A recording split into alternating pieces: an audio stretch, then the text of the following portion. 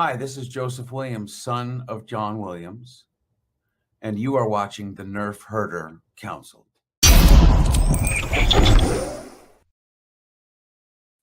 What's up, guys? Welcome to another episode of the Nerfherder Council. I am your host, GT. We are live on the Nerfherder Council YouTube page and the Facebook page, and we are also live on the YouTube channel of the Virtual Cantina Network, as well as their Facebook page. We are live at those locations every other Wednesday at 8 p.m. Eastern Time. As always, guys, if you are watching on YouTube on either channel, please remember to click the like button, click the subscribe button, and hit that notification bell so that you are notified every time we go live. We are brought to you by Audible. Go to audibletrial.com/NHC for your 30-day trial and a free audiobook download. If you would like to get some awesome Virtual Cantina Network swag, just go to tpublic.com/user/virtual-cantina. And if you would like to get some customizable Nerfherder Council swag, just go to shop.nerfherdercouncil.com. And real quick, before we get started, the views of the Nerfherder Council do not necessarily reflect those of the Virtual Cantina Network. And there is a good chance that there may be some bad language on our show, and I might curse, like saying, "What the shit was that?" with the background just going up because AJ just did it. So without further ado, let's bring AJ on. What's that, man? You got to get it done in time. Sorry, man. Look, man, I'm rusty at this. It's been what, a month? Right. So I don't even know. So we have Chastity Crawley saying Harry Potter and I wasn't invited. Do you think we should? Will our screen graphics allow us to do a last minute guest host? What do you think? Absolutely. Hey, Chaz, if you want to come on, I will shoot you the link. So let me see if I can do this real quick. Anyways, guys, I might have suggested this a long time ago. I know, but okay, look, pulling the curtain back. Oh, there we go. Okay, so Chastity, here you go. I'm sending you the link right now. This is great podcasting. Yeah. Well, Chastity, pulling back the curtain, recently moved to California, so I'm not sure what her updated schedule is. So I did not ask her, but now she says she's Chastity, available. Did you have an aching in your heart? Wow. Led Zeppelin reference. All right. Way to go. So there we go. Yeah, so AJ's back. He was, as I mentioned on the last episode, he was gallivanting, globe-trotting, as it were. So he is now back from Ireland, France, New York City. Did I miss anything? Was it London? You got to see all London. You got to actually go to the Harry Potter Museum on the movie sets. I have actually been in the actual Great Hall. Okay, so real quick, Kale is tuning in. Great to see you, Kale. It's always fun to hang out with you. He says you're a wizard, Mandrakes. Nice, Mandrakes. Excellent reference. All right, so since you well actually, before I get to that, real quick question: did you have a chance to listen to the episode that I did with Chris Mocked? Did I have a chance? Yes, I did. And you didn't listen, did you? No, I didn't. There it is. I know you too well. All right, so I thought it went very well. Chris was an awesome co-host. So I would recommend it, AJ. I thought we had a great conversation. It flowed very quickly, and it was a fun time. So got to definitely thank Chris once again for coming on and subbing in for AJ on the last episode. But tonight, we are talking Harry Potter. And before we get into the fan favorite, Prisoner of Azkaban, as you just mentioned a minute ago, AJ, you were recently in London in the movie studio where Harry Potter was filmed. So you got to see the Harry Potter Museum. So why don't you talk a little bit about that real quick? Yeah, I've been to Galaxy's Edge, which is great at recreating things that are like Star Wars, but it's not, the studio, right? So the Harry Potter tour, first of all, for anyone who is intending to go to this thing, you have to book it well in advance. This is not the sort of thing you just pull up Google and see what's fun to do in London today, and then you go to the Harry Potter studio tour. Like, no, you book this months in advance. They've got different levels of involvement as far as, like, do you want an audio guide and all that kind of stuff. Well worth the audio guide, by the way, because there's a lot of behind the scenes stuff. They get a lot of the actors to, like, give takes on what it was like to film in this set or little anecdotes of filming this movie, that kind of thing. There's live performances too. So as we were, Wow. they're currently doing a Tri-Wizard tournament thing for Goblet of Fire. So they have a special set up for just for Goblet of Fire. And they actually recreated with the original choreographer of the intro to Durmstrang and Beauxbatons. They actually have performers come out and recreate their entrance into Hogwarts. So there's this whole dance number with the Durmstrang students and the Beauxbatons girls dancing back and forth and doing everything. So it was really cool. Yeah, and like I said, I'm trying to be kind of spoiler free because it's one of those things you got to be there to experience. Like you've seen videos online of Galaxy's Edge and what it's like to walk around the corner and there's the Millennium Falcon, but it's similar to that here, where like they give you a little bit of an intro and they talk about like what you're about to see, and then they open the doors and you walk like right into the Great Hall. It's amazing. It's friggin' incredible. The coolest thing that I thought, I learned a lot because I don't really know a lot about behind the scenes on these things, but the Great Hall, we were talking about this offline, JT, how originally when they filmed the Great Hall, they actually had real candles suspended on strings to try to get the whole hovering candle effect. And I don't know whoever thought that was a good idea, because they actually used real candles, and surprise, surprise, real fire burns through real strings. So that didn't last very long into filming, but they have since done the whole like suspended candles on strings thing, but they have LED candles instead of regular fire. So they are suspended up there. The ceiling, of course, is all CG and was always intended to be. So what you just see, you look up and you just see the black ceiling of the studio. But all the other stuff is there, and it's cool to see like what wasn't there in the live set and what was supplemented with CG, because some of it is surprisingly realistic. Like I thought a lot of this stuff was more real props than virtual, but apparently no, just the bare bones setup is about all they did, and the rest was all added in post. So that was cool. They had like a night bus there, probably not the original. They also have a 1-to-1 recreation of number 4 Privet Drive. Wow. So Okay. An indoor section with all the sets, and then there's an outdoor section. That's where you get the night bus, and they've done a 1-to-1 recreation of number 4 Privet Drive and number 3 also. So they did the adjoining house just so they could have more of the interior of number 4. So rather than having you walk upstairs to see like Dudley's room and Harry's room, where help me out here, come on, the Dobby, where Dobby makes his appearance, they just put the upstairs in number 3 Privet Drive. So you like just walk adjacent to the main floor to see it all. They've got a little bit of the greenhouse out there, so you can actually pull a mandrake and it'll shriek at you. Wow. So that's okay. really cool. And it's one of only 2 places on the planet where you can get actual butterbeer. You can go to Universal Studios Hollywood, or you can go to the studio tour in London. So I had my butterbeer, and it was just amazing. The thing I didn't realize was that we thought it'd be like, a couple of hours, whatever, not that long. No, we got rushed out of there at 5.5 hours because we hadn't allocated enough time. There is so much there. If you're a Harry Potter nerd, this is absolute mecca for you. It's incredible. So, so what you're saying is I have to go to damn London. Yeah. Ugh. Yeah, and then you can go around all the Andor and Rogue One filming locations too. Oh, okay. Well, all right. You sold me.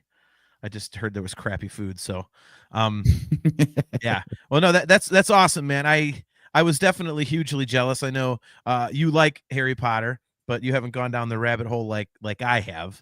So yeah, it's for me, I'm like, oh, you lucky bastard. So yeah, some of the pictures you sent, I still have to look at that Google Drive that you sent me with all the pictures in there, but yeah, it looked pretty sweet. So all right, well, let's get our special guest host on here. She's our resident Harry Potter expert. Hopefully she doesn't just spew facts at us all night. We do need some opinions, Chastity. So she is very good friend of show, not only this show, but also my music podcast, Talking Into Infinity. She is the wonderful and talented Chastity Crawley. How's it going, Chaz? I'm good. I brought all my headphones and laptop in the car and didn't wait for the army to bring it for me because it took them a week and a half to get me my stuff. Well, see, look, it paid off. Now you're guest hosting on a podcast. So It's there you Harry go. Potter. I was like, rude. I was like, where's Stephanie Tanner that goes, how rude? Look at that Full House reference. So we got Led Zeppelin and Full House tonight. Agree. Okay. So so full disclosure here. So AJ suggested asking you on. I said I don't know her schedule, so I think So I admit I was fine with you coming on, but I was going to see if you were on tonight, and then if you were, I was like, hey, can you jump on? So worked out beautifully. So I have alarms set for both of these podcasts. that's I don't know if hardcore. I don't know if you should really publicize that. That's Oh no, I've said it on Talking Into Infinity previously. My dog That found is a toy. hilarious. That was terrifying. All right, so Like, Harry Potter alarms. obviously is your thing. Oh, Tom DeVoe tuning in. Great to see you, man. He says, serious motherfucking black dude. And this one they even made a decent movie out of because of the acting genius of one Gary freaking Oldman. So I think Tom is saying that he doesn't think the others are good adaptations. I would disagree with that.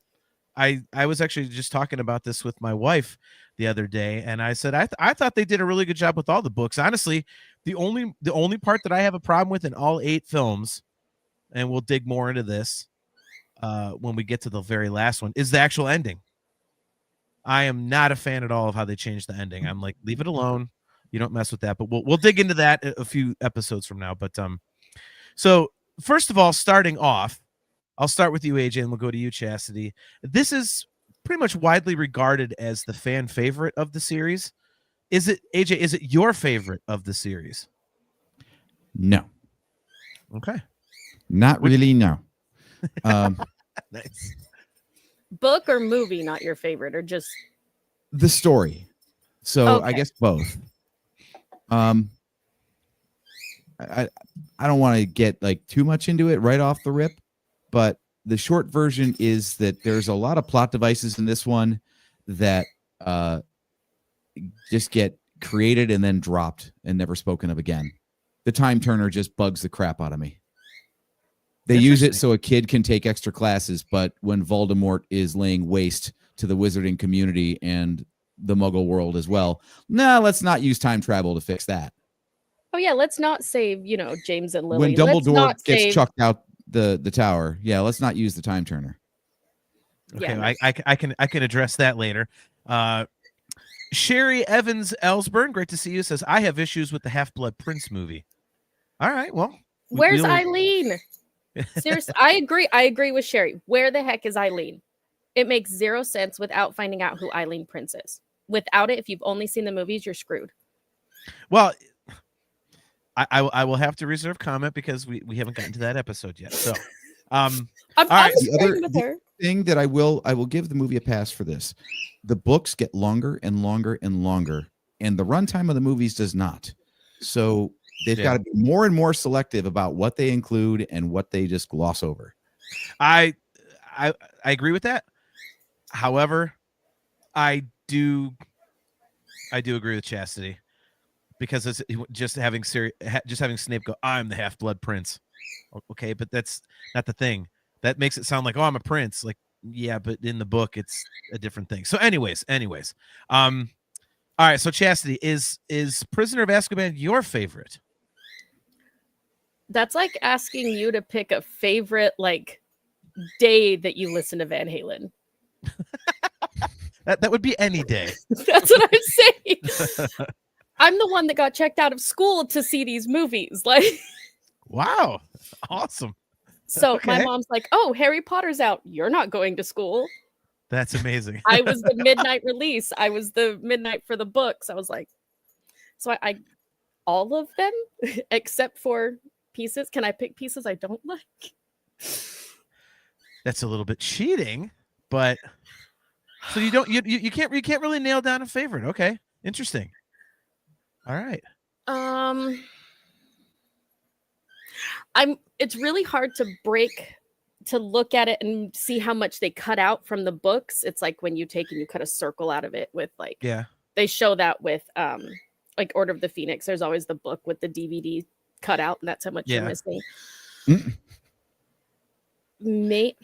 Maybe Chamber, because I did a lot like when it came out, so I have the personal like. The personal Just because- connection. Yeah. But all of them. Okay. Yeah. I mean, I've said on the show before, but my favorite is Goblet of Fire. So that one, you know, I mean, it's interesting because it's like right smack in the middle. But I like how it rides that line. Like it's because I feel like the first 3 books are kind of like still happy. You know, they're still kind of happy-ish and just kind of lighthearted adventure. And then I would say, you know, the back half of the series is definitely dark, and you get into death and more adult themes and stuff. And I think it's cool that Goblet of Fire is right on that line. You know, it's like right where things change. And so I've always really appreciated that about it. But yeah, I mean, from everything that I've seen online, like I see a lot of people saying, you know, Prisoner of Azkaban is my favorite, and a bunch of my friends and family that really like Harry Potter have said, you know, Prisoner of Azkaban, and you know, so this one is pretty much, even if it's not people's favorite, it's very, very well reviewed. So Is it a cop out to just say that I can't really separate the book from the movie enough to really pick a difference between them? So anytime I'm ranking them, I'm just like, well, whichever story I like the best. No, and I mean, what do you think about that? Is there a Chaz? movie Because amongst these that you really feel like differently about? Like, oh, the book is up here, but the movie is down here, or vice versa? I don't. It's a simple answer for me because, like I said, I think that the adaptations are very good. I think they kept in the meat and bones that you need. The stuff they took out, with very few exceptions, is you can deal with it. It's not a big deal that it's not there. So I think what we get in the movies is true to the story of the book. I don't think they change anything, which is exactly why, like I said, I have an issue don't like with the they ending. cut out too much of it. On this one, or on any of them?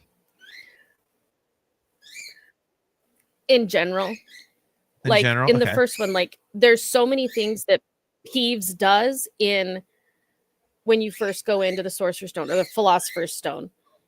Peeves does so much that they attribute to everybody else that makes zero sense if you haven't read it. And But Well, same Peeves thing is a that they huge cut omission. out. Yeah. So the Well- story moves.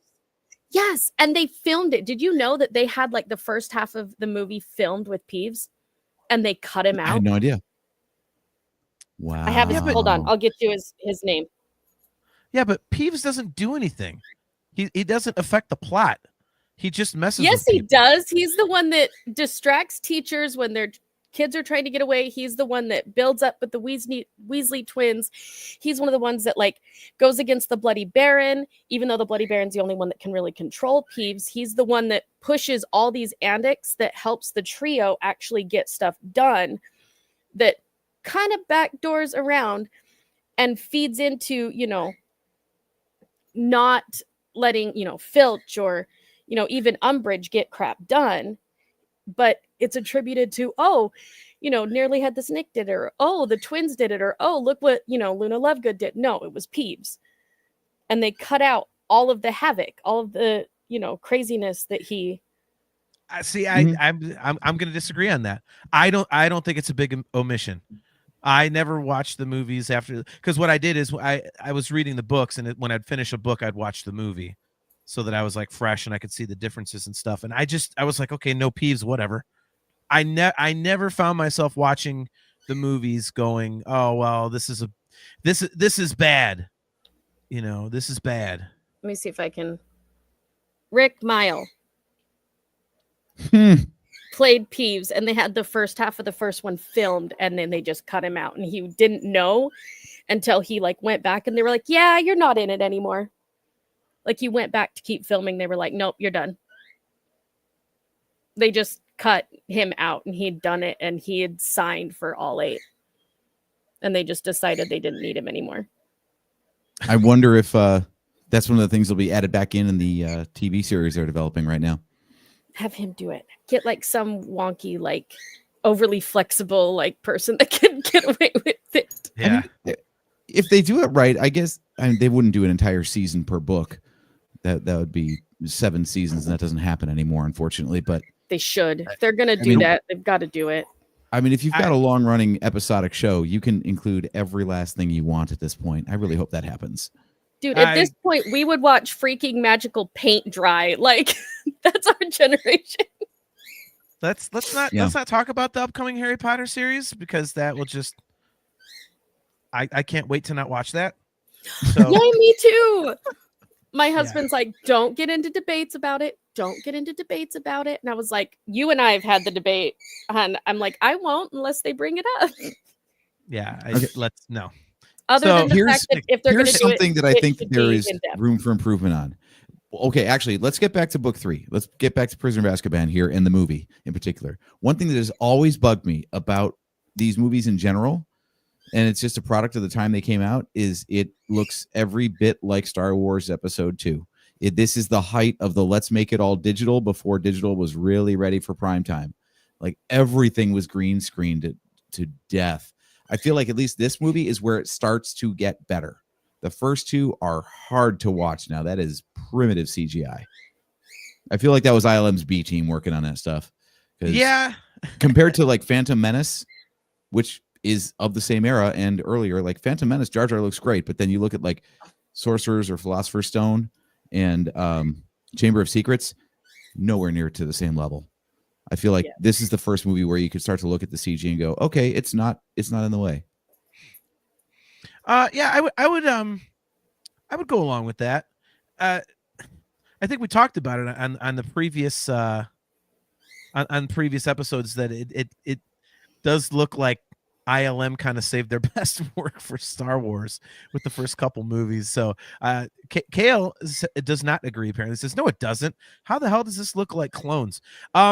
I agree with you, Kale. I don't think it looks like AJ just. It's at some point AJ is gonna have to show us on the doll where the CG from Attack of the Clones touched him, because he just won't let that one go. It's got that, you could tell the look of Episode 2 specifically. Episode 3 got better, but Episode 2 was where they first made that conversion to digital cameras, so it was no longer film. And I won't get into the whole side tangent, but like if you ever want like a 4K remaster of that movie, it's not possible because the pixels were captured as is. It's not like a film negative that you can redevelop at higher resolution. So Harry Potter movies are the same way. Like, they are what they are. There can be like an AI upscaling, but there's no more raw data to enhance the image outside of what was originally captured. Okay. No, I mean, I will agree with you that I mean, like, stuff like the troll, in the first movie is kind of like a little okay. Voldemort's head. I was gonna say the back of Quirrell's head is a bit rough. Yeah, but I mean, other than that, I mean, again, and I don't know where you stand on this issue, Chastity, but AJ and I are always at odds, I think, because like I just kind of go along with it. I'm like, and I kind of accept it for what it is and a product of the times, and I knew, it's new technology, and we're, sometimes it ages well. Kale McLeish, AI upscaler. Let's ask Jordan Rudis. It's a Dream Theater joke there, AJ. Yes, but like it doesn't bother me because I know that it's new, and sometimes it ages well, sometimes it doesn't, and so I'm okay with that. I like nowadays, if I see crappy CG, then I'm like, okay, come on, we've got the technology now. What the hell are you doing? But back then, I'm like, okay, this is new. It was cool. It was the new tool. Some people knew how to use it really well. Some people didn't. So it doesn't really bother me as much as it bothers AJ. And it's not that it necessarily bothers him per se. It's just he notices it and comments on it more so than I do. So, I mean, where do you stand on that? Is it kind of like off-putting to you, or you just kind of take it as it is based on the fact that it's a product of the times it was made in? Well, I grew up with it, so it was like this massive thing. Like, it came out my 11th birthday. Like, Sorcerer's Stone came out on my 11th birthday. So I was like, this is amazing. So I have a hard time like judging it. But as you go further into it and I look at, 7 and 8. And I'm like, they're using damn shaving cream for like when the 2-1, it's damn shaving cream. Like, even in the like cemetery, it's shaving cream. But I do think, yeah, for the time, but I can see like where if we use today's technology to do Sorcerer's Stone, it would be a little bit more refined. I have a hard time faulting it, comparing it to, you know, today's technology when you look back at what they had 24 years ago. And now I feel really old. 24 Right. years ago. Right.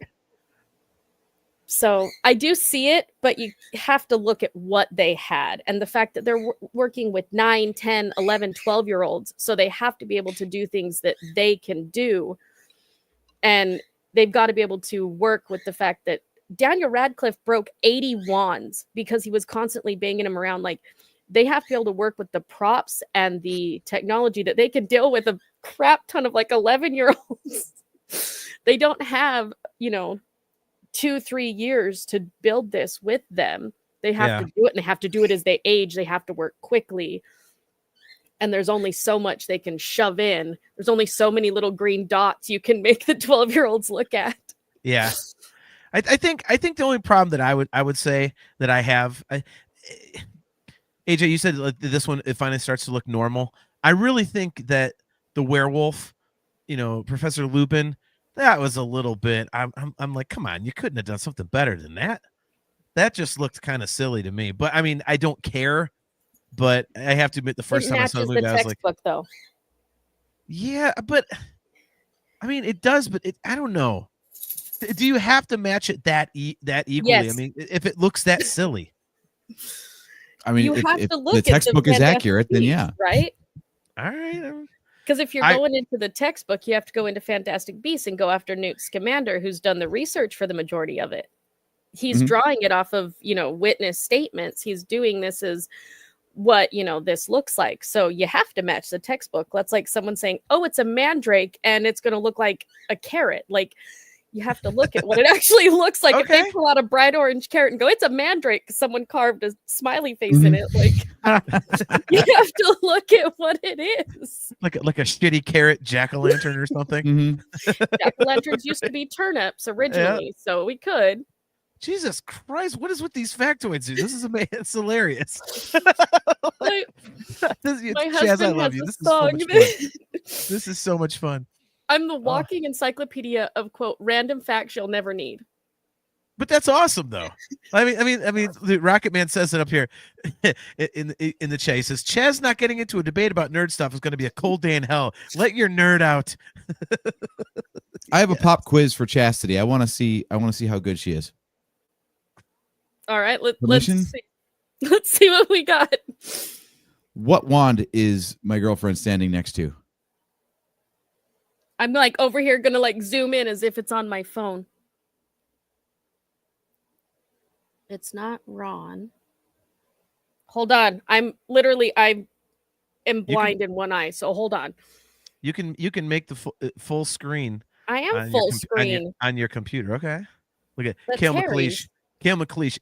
A mandrake comes in two shapes, John or AJ, i.e., fat or I slender. had to like zoom in to like be able to see the handle.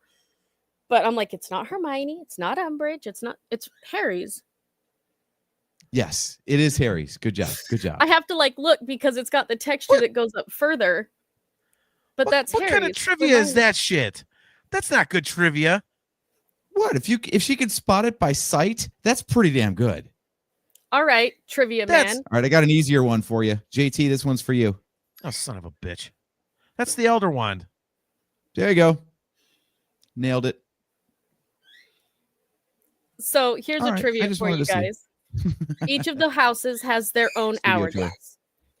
You have the rubies, you've got emeralds, and you've got sapphires. For Gryffindor gets rubies, emeralds is Slytherin, and Ravenclaw gets sapphires.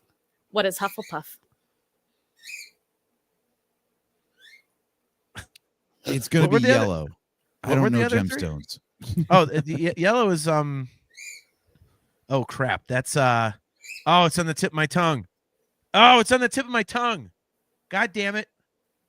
What were the other ones, Chaz? Gryffindor is rubies, Okay. Ravenclaw has sapphires, and Slytherin has emeralds. What the? Okay. What? Oh, what is the hell is the? It's not Citron, by the way. I just did a quick Google. No Not of Googling. the answer. Not of the Oh, answer, just of I was what like- is yellow gemstone? Oh, I was And, like, no Googling. Yellow sapphire? No. Oh God. Yeah, I know it's not yellow sapphire. I don't know what it is. What is the damn? I can picture it. I can picture it. Twinkies. It's Twinkies. I would. Citrine sounded like it, but isn't topaz yellow as well? Is it topaz? Topaz is yellow, but it's not topaz. What is it? I mean, J.K. diamonds can Rowling be came yellow. out and said they're diamonds. Oh, damn. Diamonds. Hufflepuff is diamonds. They're the most. Everyone looks at Hufflepuffs. They're underrated. They're this and this. And someone asked her because it's never listed, and she goes, "How would Hufflepuff be anything other than diamonds?" I think there's a lot of reasons why. She wrote Luna it. She Lovegood said is it. my favorite character. So All right. So getting back to the third book, you guys hit on something that I wanted to I'm like, if you're gonna trivia me up, I got you back. see. Look at this. See, Kale says it. Diamonds aren't even bloody yellow. Yeah. oh, Go the shitty yell ones at are. Joe. Go yell at Joe. Diamonds come in lots of different colors. hmm But yellow's the shitty one. That's why you pay more for the clear ones, because they turn yellow if they're lower grade. Depends on where you're getting them, because they also have pink diamonds, they have blue diamonds, and it's the clarity and the cut, not necessarily the color, if the clarity and cut's high enough. Kale. Blueberries are fucking purple. Yeah, explain that. How Fucking we're- blueberries. What the- the blueberries, you cut them in half, they're green, but when you squish them, they're purple. Who the hell named them? They look blue to me. Yeah, but then cut them in half and they're damn green. Time Mhm. turners. Wow. Time Nope, There we turners. go. carbonite. Carbonite. Yeah. All right. So time turners. You guys talked about something earlier that, AJ, you said that you were not cool with, and I think some people might agree with you, and that's the whole, you said the plot device that's never revisited, and you brought up the time turner. I do not have a problem with it, because Hermione makes it very clear that messing with time is extremely dangerous. And she was given this thing. So she could take extra classes. Yes. Merely That because was of a her good enough potential. reason, as dangerous as it is. Everything Beca- else that happens in the saga is not as important as her Beca- taking extra classes. Because all she's trying to do is be in two places at the same time. She's not changing history or something. So they don't use it, because changing history and trying to go back like the Terminator and stuff is unbelievably dangerous. But that's exactly what she does. Yeah. Okay, but Let's go okay, back with Buckbeak and with Sirius and Mm-hmm. but to do something as major as messing with, like, Voldemort and all that kind of stuff could have enormous implications. Oh, so Harry preventing his own death, that's not important. Harry didn't die. Harry, so Dumbledore preventing raising Harry like a pig for the slaughter for 8 years doesn't happen. Going Right. back and keeping Harry from being an orphan and being forced to live for 11 Yeah. years under the Let's stairs go and undo the whole doesn't saga. have to happen. This is why time travel is a crappy plot device. We've talked about this many times on the show. My answer No, for Star Wars is just carbonite. Can't do that. For everything, it's just whenever they skip and they jump, I'm like, nope, it's carbonite. All right, so E Gachui, hopefully I'm pronouncing that correctly. Thanks for tuning in. Says, is this your Gesundheit. first time? Yeah. Is this your first time reading the book? No. We have read it many times and seen the movies several times. We're just talking about it on the show for the first time. So Yeah. and My usual process, by the way, is to watch the movie, read the book, watch the movie. I sandwich those things back to back. Yes, I feel like Kelsey the is. movie never holds up to the book. It just can't. I mean, any movie adaptation, name me a movie adaptation that's better than the book. They're few and far between. So that's why I start with the movie, so I'm not biased by the book, The and then first I go back Fantastic and revisit Beasts. it. Well, I mean, was that really a book? It's a movie based on a book that's based on a book mentioned in a book.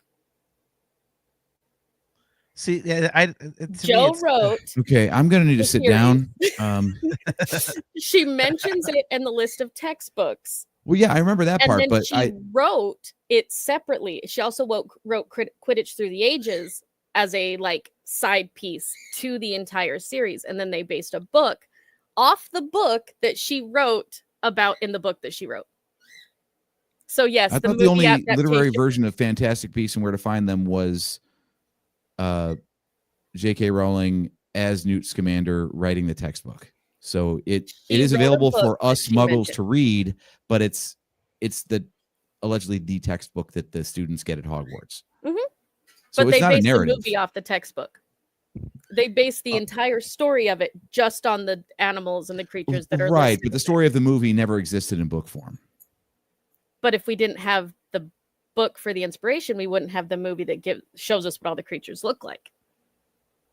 So I like the movie adaptation of the book better because there's That's not like a saying story that Hellraiser builds is off based of. on the Necronomicon. Or sorry, Evil Dead is based on the Necronomicon. It's not really, but the book is what gives a story. Anyway. Discuss Metal Joe is not wrong. He says, I think AJ just changed his opinion 3 times in one sentence. Sign this man up for politics and infinite Lego. Great I to see you, support Joe. this. But who's paying for the Lego? Because that crap's expensive. AJ is. Well, I'm not sure about campaign laws and what I'm allowed to spend it on, but build your campaign posters out of Lego, and then it's brilliant. You're my campaign manager. All right. Crap, you're screwed. I don't know how to. So, yeah, see, Kale's right. He says, okay, it's time to change the title. This is no longer an Azkaban review. This is Harry Potter Debate Club. Yes. All right. Well, let's get back on track with the time turners, okay? Yes, time turners. I disagree with you guys on that. I think it's too big of a change. I think they address that enough. And, so I think it's kind of an interesting little plot device. They do it because Hermione just is so addicted to school.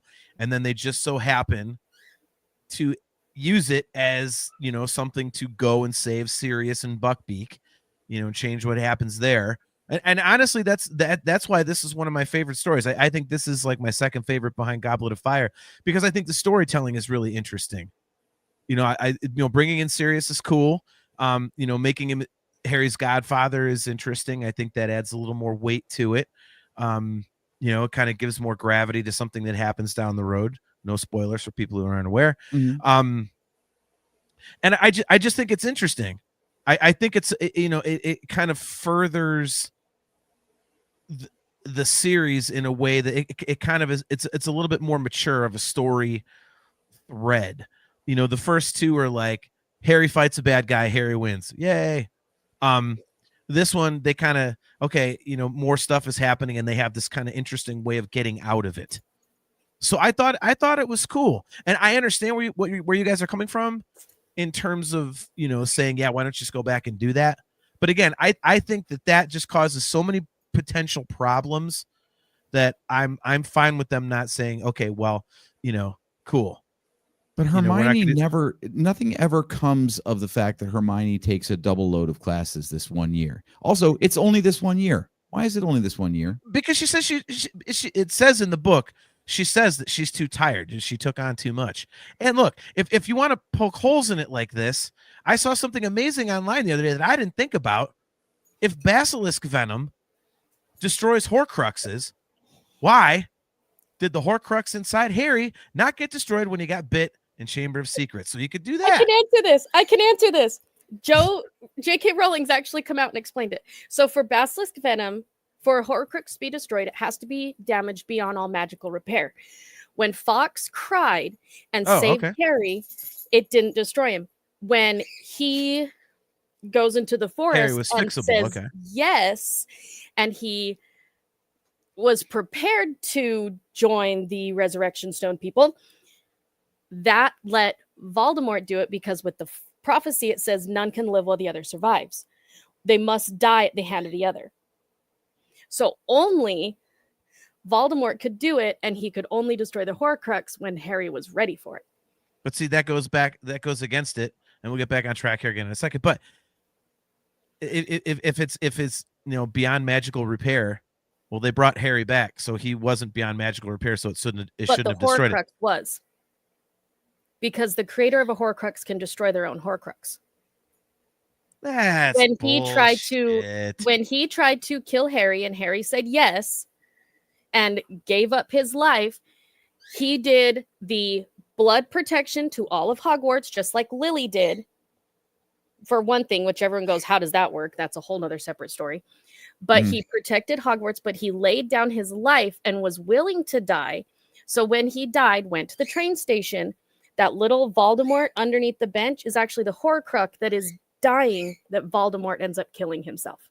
Well, that part I understand. I just I think the explanation's a little flimsy, but anyway. I've long felt there are a lot of parallels between the Harry Potter franchise and Star Wars, and I think this is another one where Lucas didn't have everything mapped out from the start. That's why you get, Leia being Luke's sister is a swerve after she makes out with him and that kind of stuff. And I feel like a lot of stuff in the Harry Potter franchise is also kind of like, she might have had some broad strokes, but she was kind of winging it too, and just made some shit up when she had a story to write. The time turner was handy, but then she just kind of like forgot about it because, like you said, JT, it introduces a whole bunch of complications later. So let's just not remember that existed. Well, and then the rules of Horcruxes, again, later. like Harry being a Horcrux, I feel like was not in the cards. Yeah, Horcruxes in general might not have even been in the cards until later in the series. Yeah, he wasn't supposed to be. He wasn't supposed to be. Voldemort screwed up when he killed. No, I mean, Billy. in the real world, I don't think Harry was meant to be a Horcrux from the start. I think she later decided, oh, I could retcon that. That would be interesting. Yeah, that it needed to be 7. Yeah. Yeah. No, I agree with that. But I mean, in terms of again, the time turner thing, and I like the story. I like what they did with it. I thought it was interesting. I thought it was a more mature kind of direction to take the series in. So I have no problem with it. I mean, and AJ, you said it's the parallels to Star Wars. It's like the world between worlds. I hate it, but I'm glad that they haven't used it to go back and fix crap. Yeah. So I have this, I don't like the idea of it in Star Wars, and because it's a bigger idea. This is just kind of like a thing so Hermione can be more nerdy. My issue is the plot point that goes nowhere. Okay, so we all know Hermione's nerdy and she wants to take extra classes. Okay, but it's not like, oh, well, she helped Harry save the day in this book because of a class that she was able to take because she used the time turner to be in 2 places at once. Nothing ever came of her taking this extra class load. It didn't come up in later books or anything. It was just a bridge to nowhere. You heard the device called Chekhov's gun? Like, if you introduce a plot device, you must pay it off.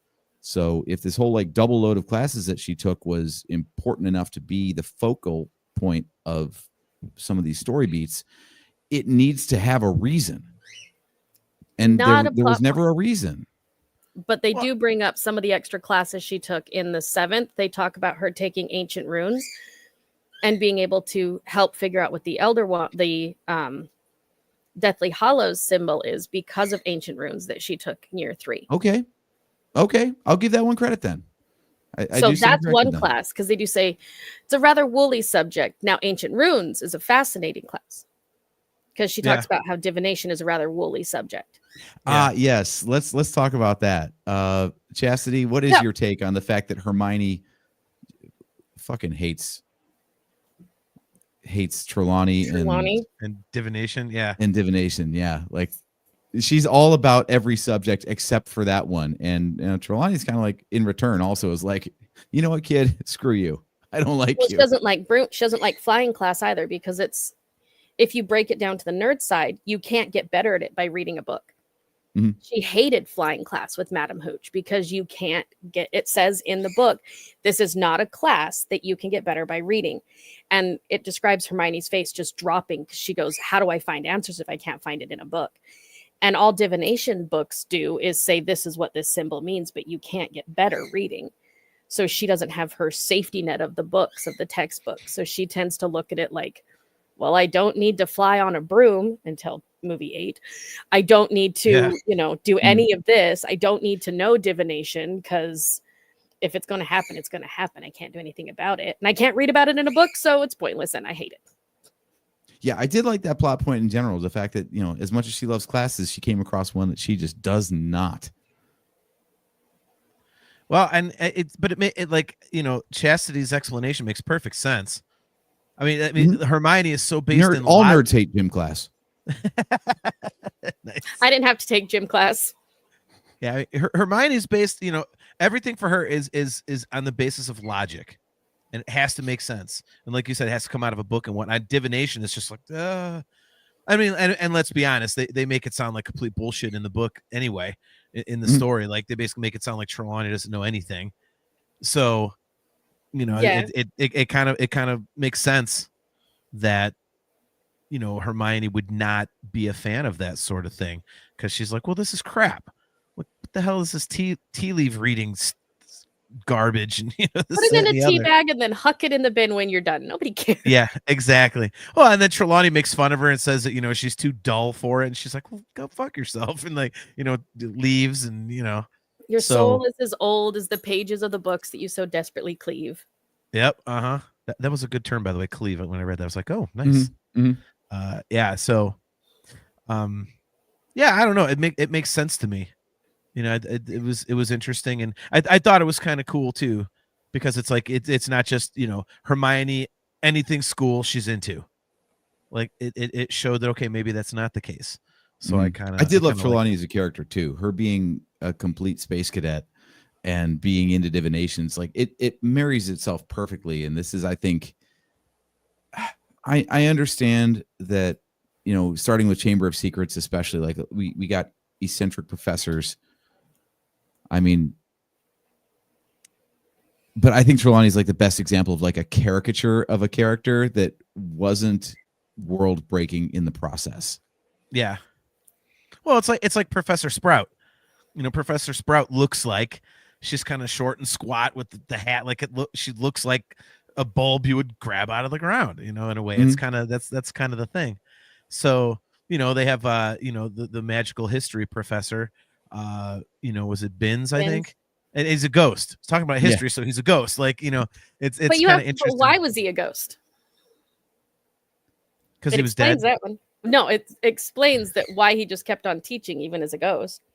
Wasn't that he didn't know he died or something? Yep, he fell asleep in the teacher's lounge and just got up and walked in the class and just kept on teaching. And the most interesting part was when he walked through the wall. I love it. See, these stories are so good, man.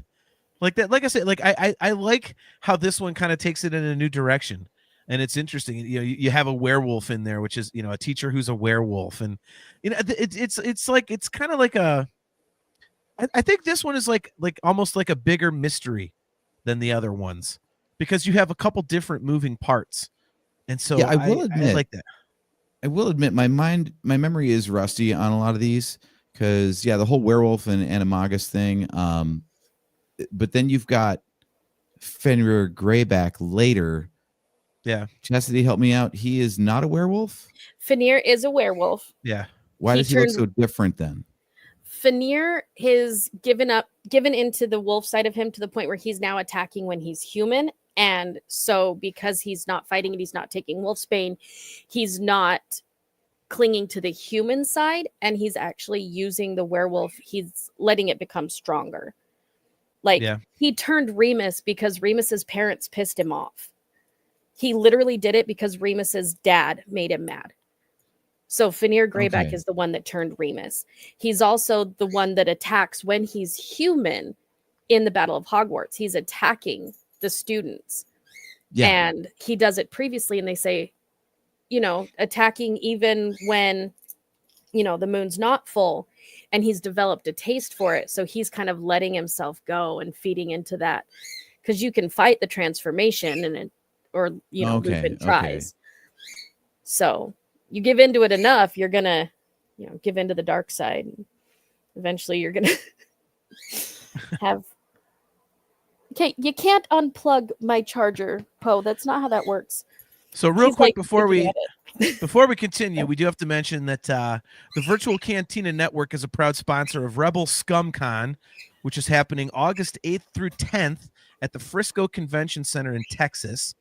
And there will be a Boonta Eve special edition for Rebel Scum Con. It will be on Friday, August 8th from 8 to midnight at the Revel Patio Grill in Frisco, Texas. So you can go on rebelscumconventions.com for more information about the convention. And if you go to the events activities page, you can buy tickets to the Boonta Eve special edition at the Revel Patio Grill, 9305 Preston Road, Frisco, Texas. So make sure to check that out. Had to get our plugs in there. Forgot to do that at the beginning of the show because I'm awful at that kind of thing. So there we go. Check out Rebel Scum Con. Exactly. We'll just make you flashcards. It'd be like, list these off. AJ, that's your new job, is be like, make plugs. Do this. So you just hold it up before you start. Be like, come here, JT, get your thing. Well, I did remember the whole, we might swear. Yeah, I remember the disclaimers before I even brought AJ on, so that was good. So I was impressed. That was really good. Yeah, I figure I blow it every time, so I might as well just get it out of the way, kind of shock everyone. It is actually shocking, but good job. So, thank you.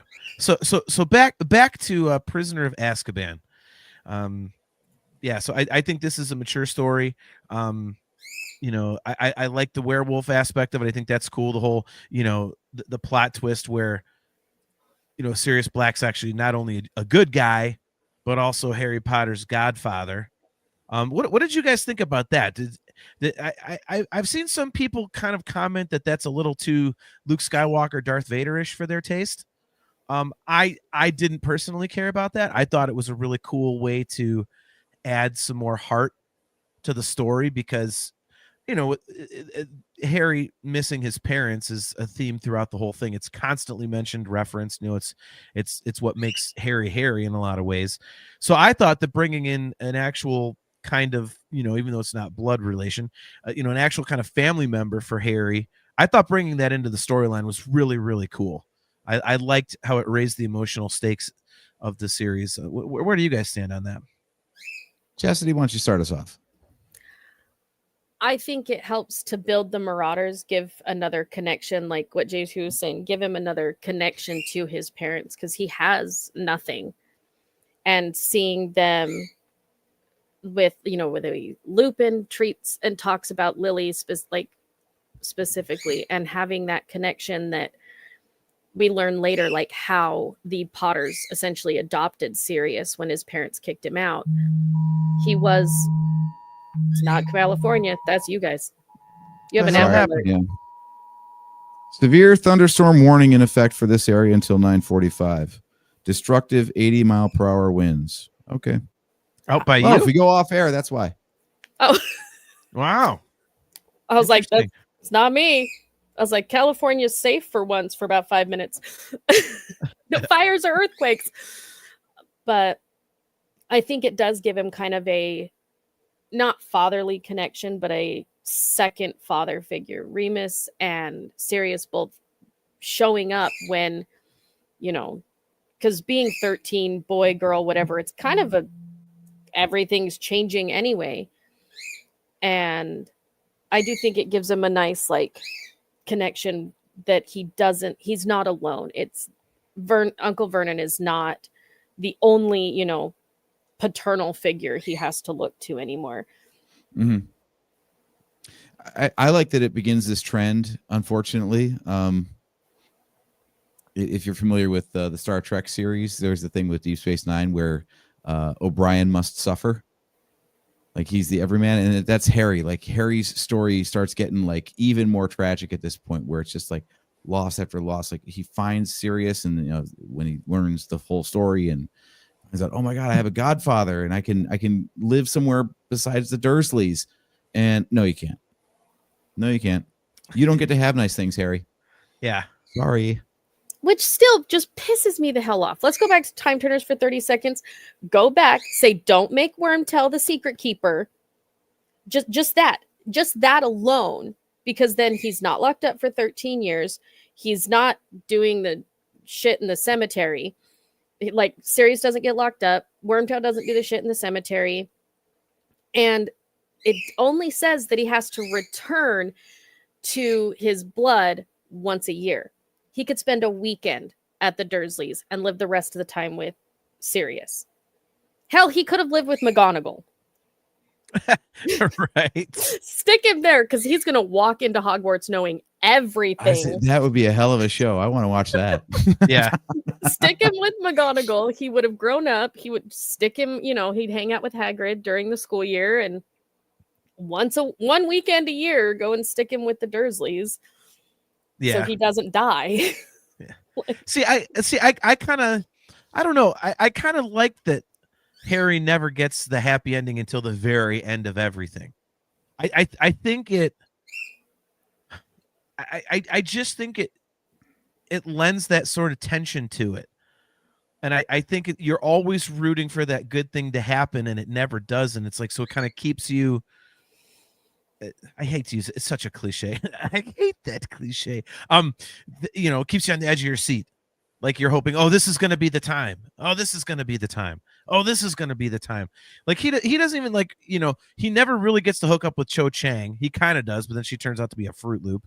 So, her that boyfriend died like 30 seconds before. Like, what the hell's she doing going out with him then? And then she was acting like an a-hole to him at the Leaky Cauldron. Was it the Leaky? What was the bar? I was getting confused. But they were at the bar having hot chocolate or some stuff. Broomsticks. Thank you. Mm-hmm. And they were on Valentine's Day or whatever. And she's being an a-hole to him. So it's like, that doesn't work. Beyond awkward. Like, tell me you're not going to be awkward with your wife. Your first, second date, you go and you kiss with, mistletoe, nargles, all that crap. And then you're going and some flying little cupid's just hucking glitter at you constantly. Tell me that's not going to be weird. She was weird. Okay. I'm going to side with JT on this one, having tried to date somebody who was way too recently out of a previous relationship and all the craziness that went on because of it. Yeah. That's on Cho. Cho should not have agreed. So it's like, anyway, that failed. We're not at book 4 yet. Stop it. Yeah. So the thing with Cho failed, and book 5, all this other stuff that goes on just doesn't go his way. He finally starts, digging Ginny. I mean, that's again things down the road, but I like the fact that these things kind of happen.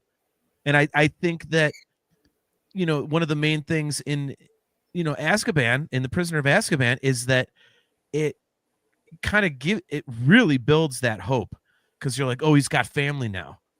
Like this is going to be a big turning point and everything. And I think it really adds weight to things, because it's not just him pining for his parents. This is a real tangible connection that he has, and it's a tangible connection to his parents.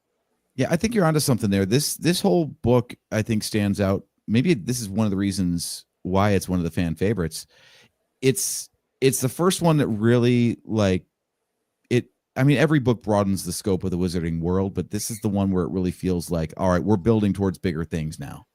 Like the first two were kind of like standalone adventures, Yes. And then this one is the first time where it's like, okay, now we're going somewhere with this. We know that this has legs, and this is just a chapter in a larger story, and it's not so much its own standalone story, but in a good way. It doesn't feel like incomplete on its own, but it absolutely has an ending that says tune in for the next one.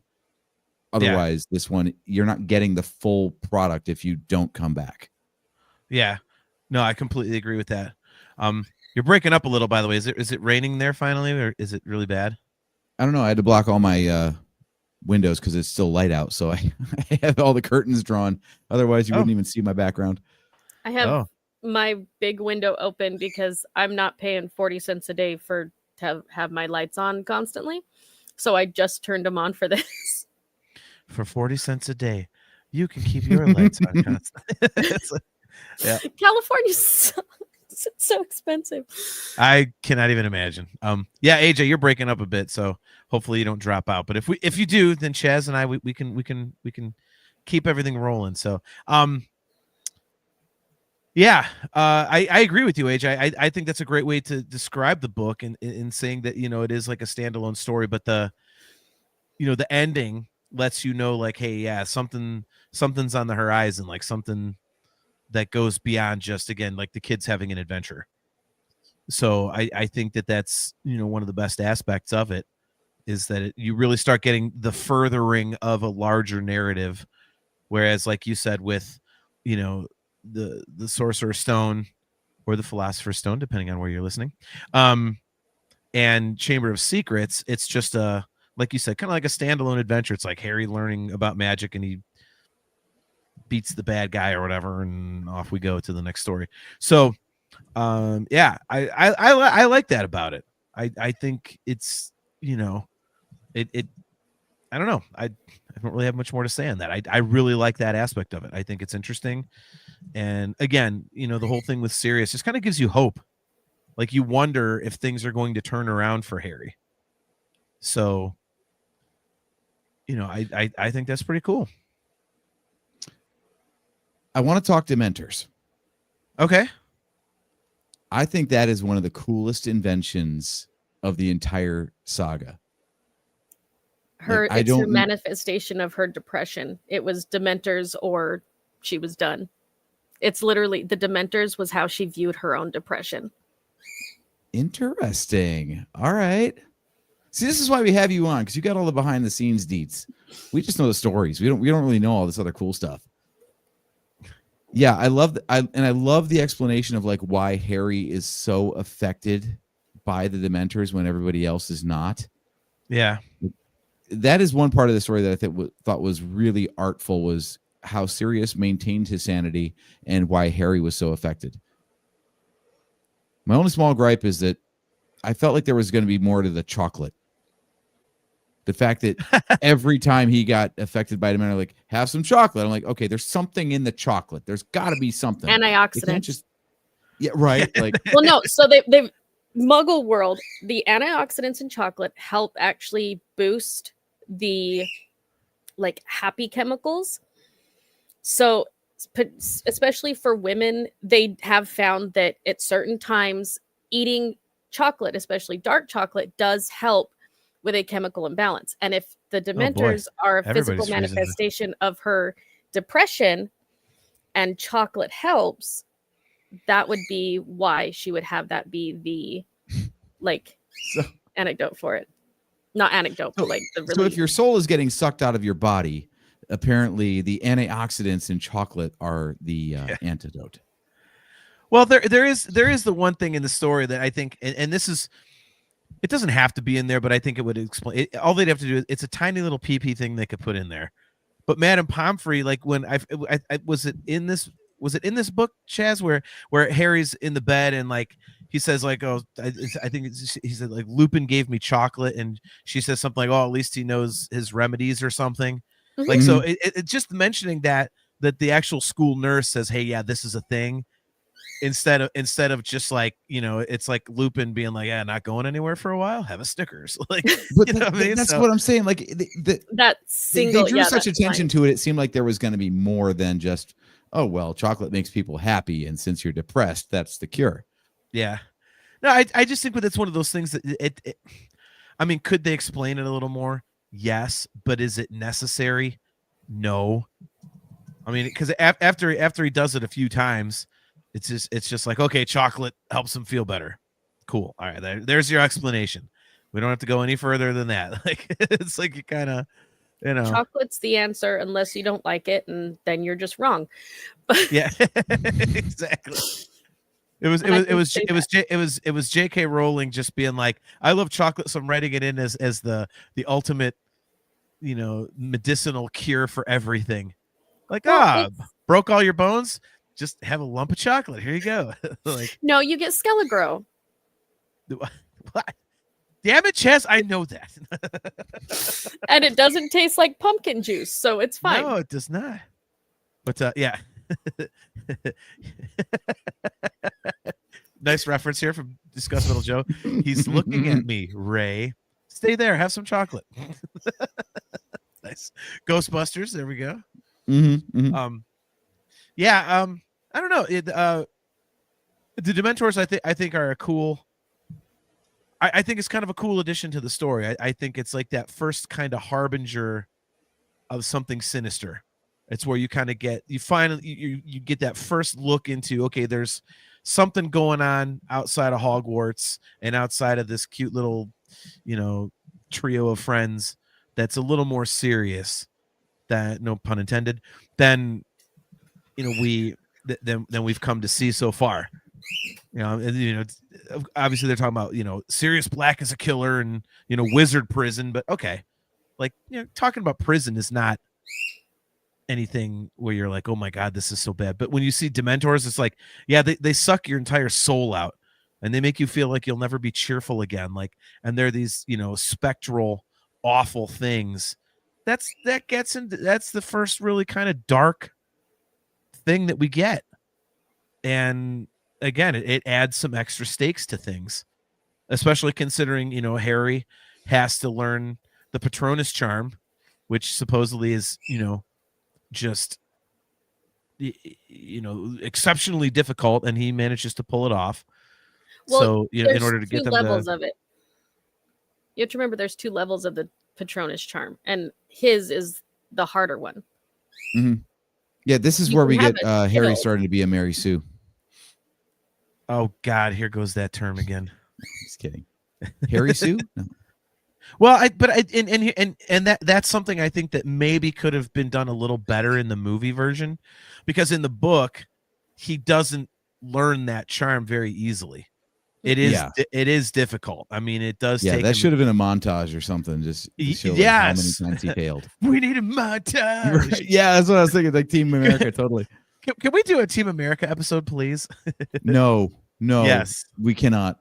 Yes, we can. They As much as we have that referenced back to disclaimer, that. that disclaimer does not cover talking about that movie. Sure, we can. We could do.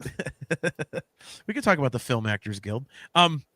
Yeah, yeah, but I think that's one thing that could have used a little bit more explanation, because, like you said, you were joking, AJ, saying, "Oh, he's a Mary Sue," but yeah, I think it does kind of, when Lupin's teaching him, he fails once and then he gets it the second time, kind of thing. It's like, well, wait a minute. Because everyone's like, oh my God, this is such advanced magic. Like, well, It doesn't really look like that in the movie. In the book, it feels like it's almost insurmountable. And it doesn't come across that way in the movie.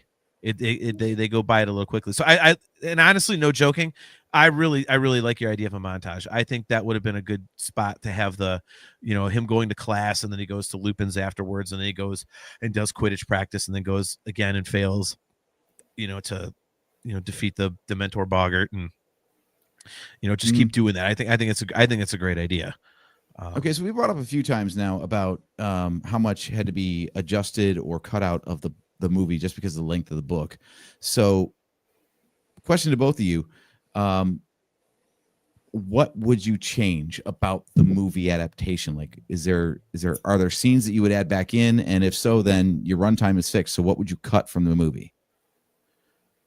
I think Chastity would have better ideas than I would. Again, for me, I think making it look a little more challenging, like I just said, making it look a little more challenging to learn the Patronus charm, I think makes it a little more powerful when he finally does nail it, when, they go and do the whole time turner thing. Otherwise, because to me, it just looked like, okay, well, he got it, so he just went and did the Patronus charm. Whereas in the book, it really felt like that was the, oh my God, that was like pretty much the first time he did it properly, like big time. So I think that's a big point that I think should have been more emphasized.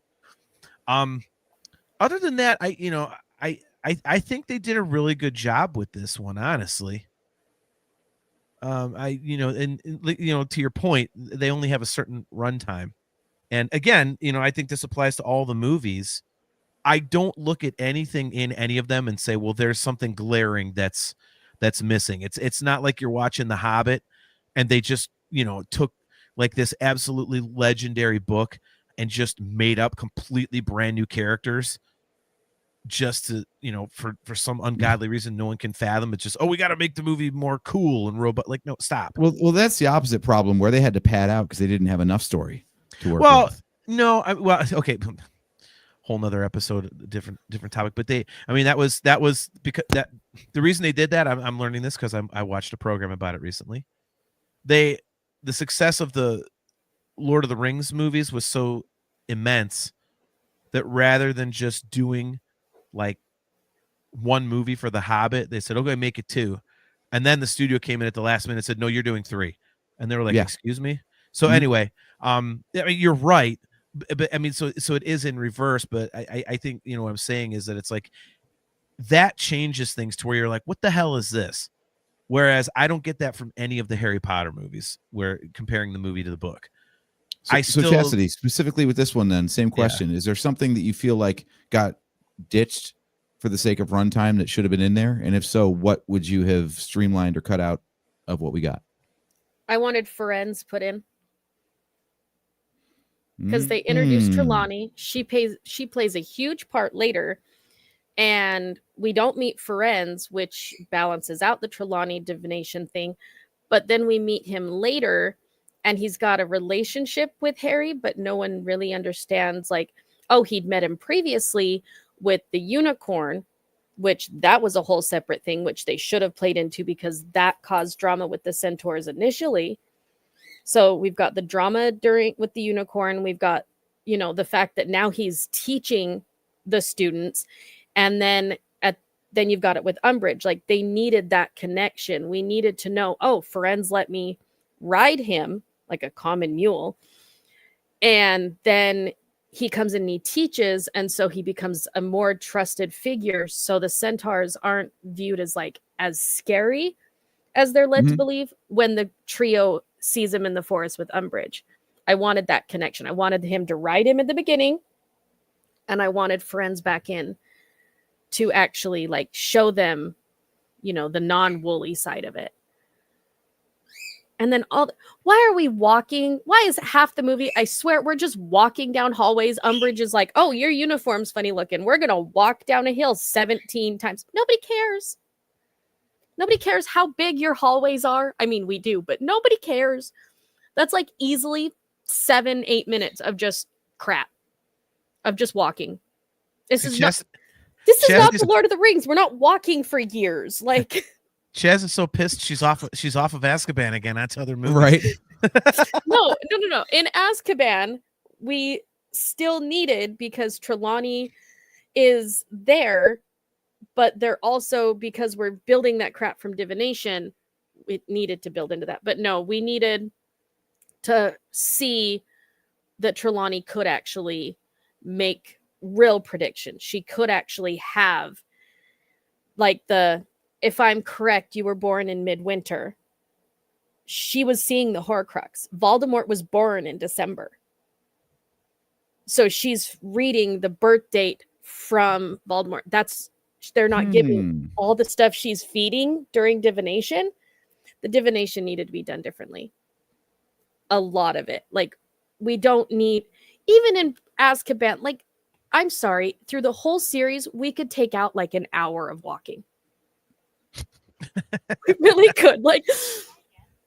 We don't need to show them walking down the hill to Hagrid's every 2 minutes. We know his cabin moved. We know it's in a different place now. We get it. Nobody cares how many stairs you have to walk down. Nobody cares. It's a perfect spot for dialogue, though.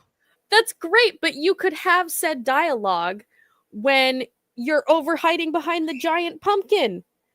Or you could have it when you're standing there waiting for 20 years for him to bring the hippogriffs over. You don't need to, but even half the time they're walking down the hill anyway, they're not talking.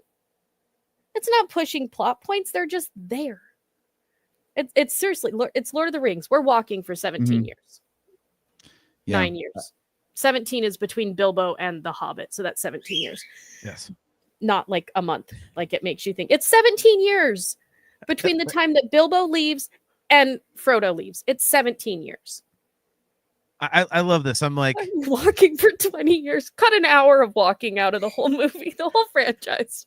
I love it. I love it. I'm yeah, let's make the Patronus charm more difficult to learn. It adds more gravitas to it. And Chastity's they walk too much. They need to show the fact that he produces a shield Patronus first, not a corporal Patronus. Excuse me, not a fully formed corporal Patronus, because that takes a lot. There are adult witches and wizards that can't do it, but they need to show more than a millisecond of him having a shield Patronus, because he does it once and then he does it again on the later on the lake, but then he gets the fully formed, but they need to show that he hits the shield repeatedly. And I agree, they needed more of that, more than just ta-da, you did it once, congratulations, your glow stick shaving cream. Glow stick Yeah. shaving cream. That's my default. To your point, I think that introducing Trelawney was important because of the role she plays later in the saga, but I don't think we need to spend as much time. If you're going to cut something out that works very well in the book, it's not like wasted time, but it's ultimately a little inconsequential to this story. You don't need to spend so much time in divinations. Like, you really could have glossed over most of the divinations class. Like, yes, we get that Hermione doesn't like it and Trelawney doesn't like her, but except for the one prediction that she gets right when she's basically possessed, there's not a whole lot of that plot line that matters to this particular story. I think that's where you find time to harp more on the difficulty of summoning a Patrona. Well, you know what? I'm I'll going to give you disagree that. with you. I'm going to disagree there. And the reason I'm going to disagree is because it is twofold. Number one, if they cut out a bunch of the divination at the point when they run in, he goes back to Trelawney with the the glass ball. Crystal ball, thank you. Glass ball, goddamn moron. Those were probably like plexiglass.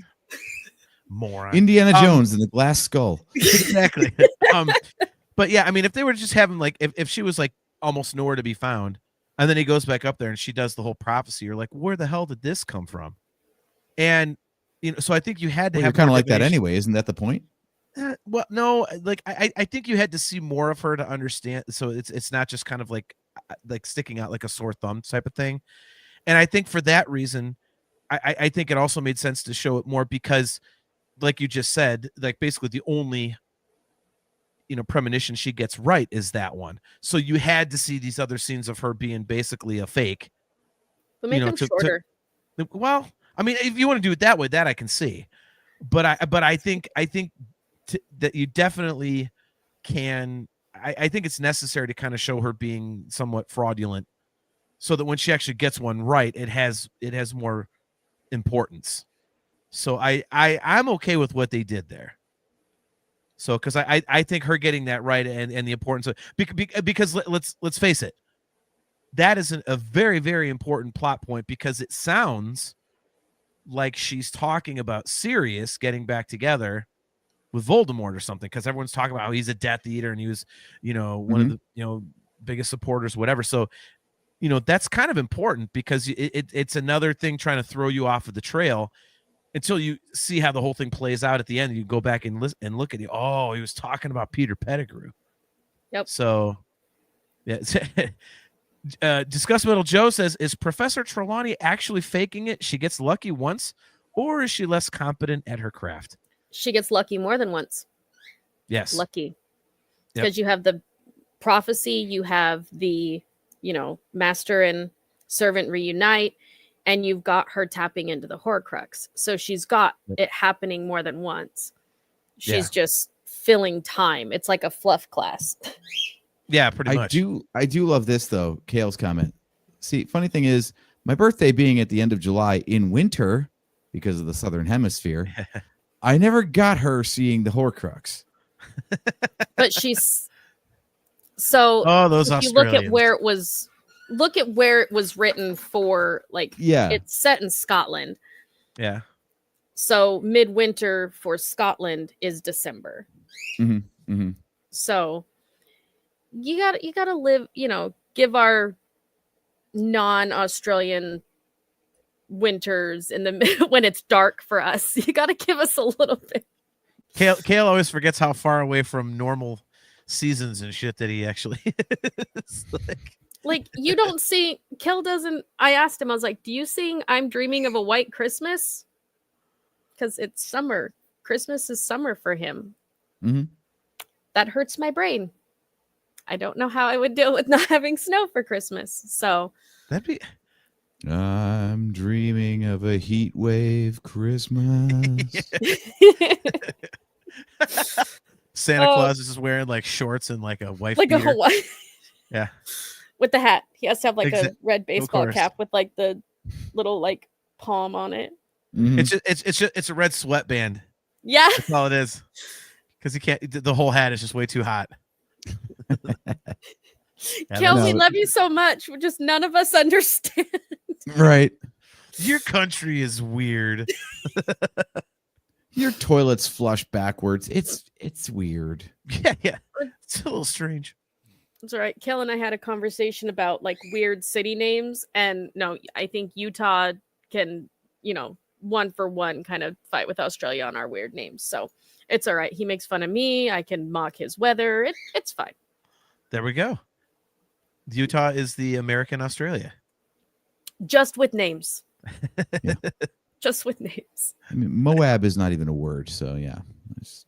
Okay. Figure out how this one's pronounced. T as in Tom. OOELE. Toel. What about you, AJ? Something similar. Kale's got us. Tuel? Tooele. Sure. And that's Why the not? easy one. So yeah, Look, like I just spent a week and a half in France, okay? So don't come to me with your boy, that doesn't sound like it's spelled kind of bullshit. Yeah. no. English isn't a language anyway, so we're fine. Yeah.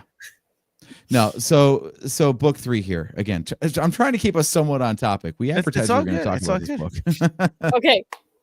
My All dogs right, have been so- let out. My husband's texting me, reminding me we have crap, so I'm focused. I can do this. There we go. I do feel like this is definitely, again, because of the length of the book itself, this movie does feel like it's in fast forward the whole time. Like, as much as you say like too much walking, oh my God, even with the walking, it never really slows down. It still just feels like a series of events more than a cohesive plot. Like, if this was written as a movie first, it would have been structured.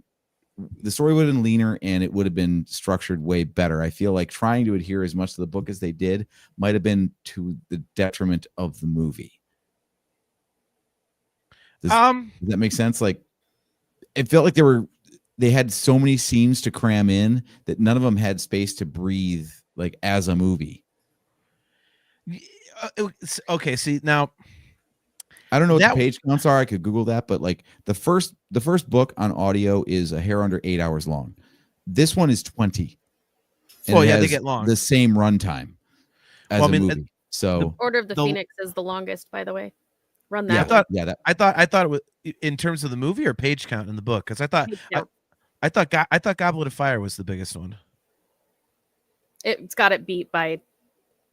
If you Okay. sit them next to each other, like you can go like this, and it's like just enough difference. Okay. That's why there's a joke that says if someone does something wrong, you hit them with something big, and it says the Harry Potter joke is, but not with the Order of the Phoenix, something smaller like a refrigerator.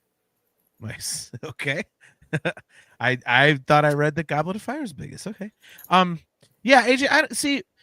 It's hard for me to comment on this one Like because 2 pages. knowing the book, to me,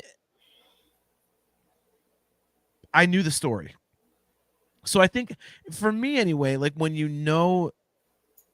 like anytime I'm watching a movie adaptation of a novel, it's a little bit different of a kind of a viewing experience for me, because I know what's coming.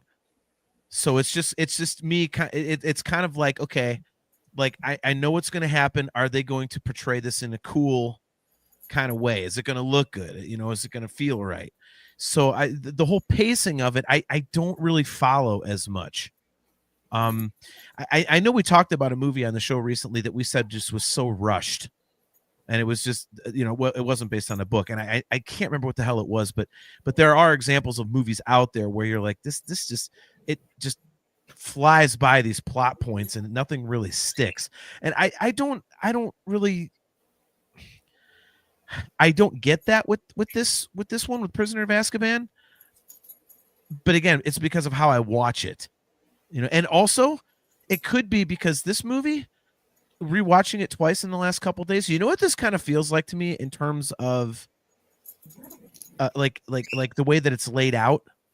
It feels kind of episode 3-ish. You know how I've always said, like, you don't really realize in episode 3 that the last time you see Anakin and Obi-Wan on screen together as friends is like 45 minutes into the movie, and then you've got, like, you know, the other 2/3 of the movie is them, you know, off on other adventures or fighting each other. With Azkaban, it's kind of like the halves, if you want to call them halves, which, you know, are flip-flopped.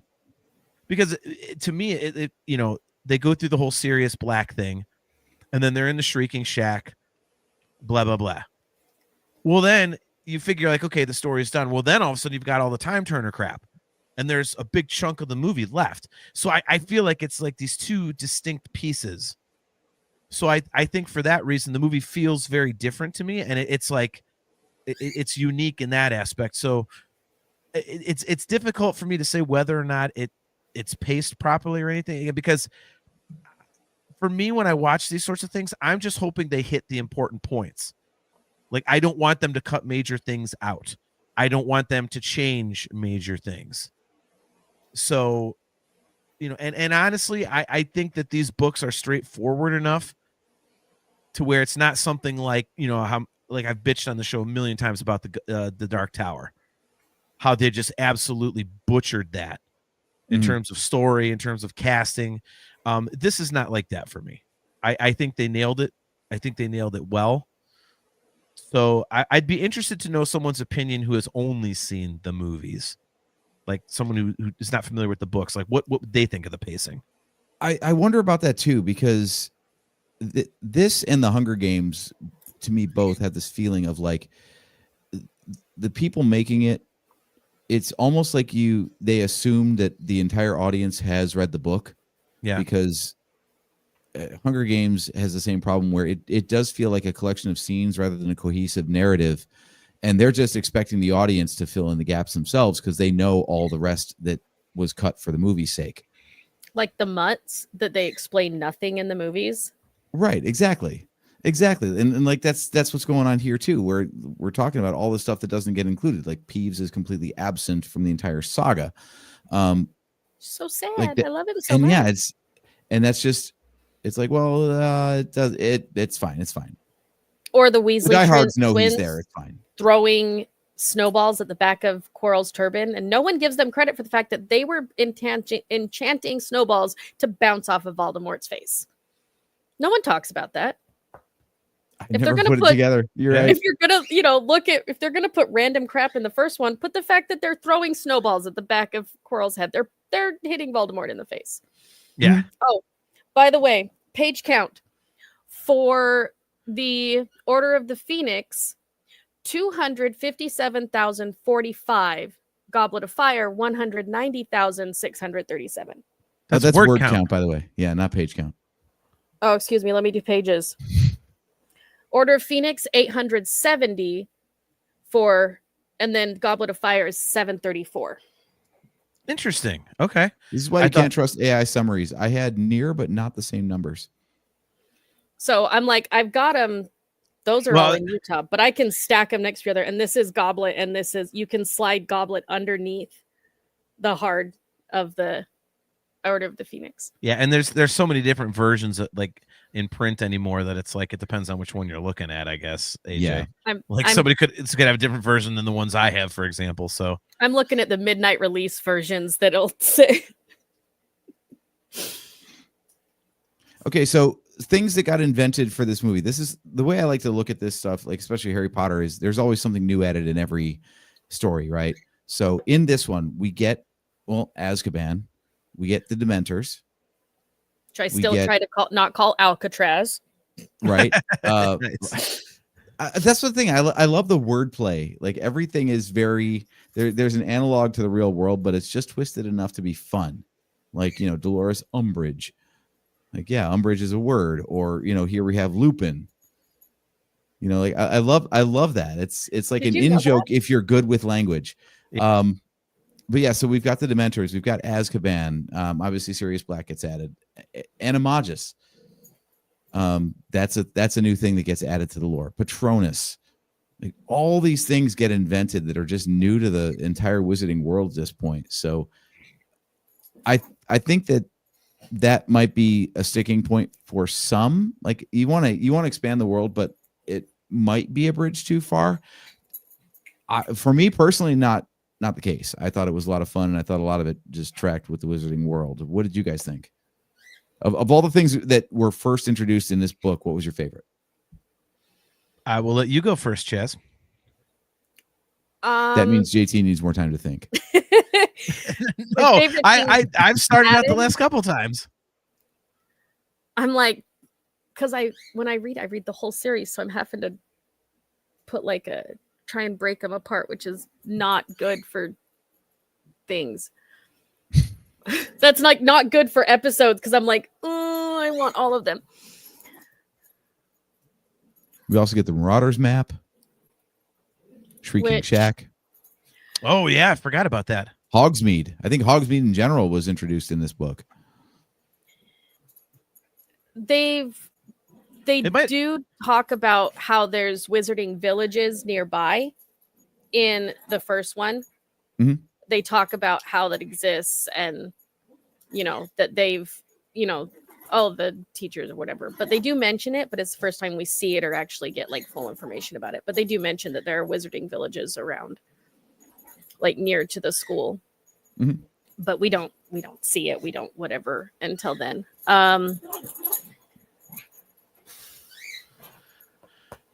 I like that we get start meeting some of the magical creatures more. It's like we're actually getting to see the hippogriffs. We're getting to see, what they can do. Like, okay, look, this moves, this flies.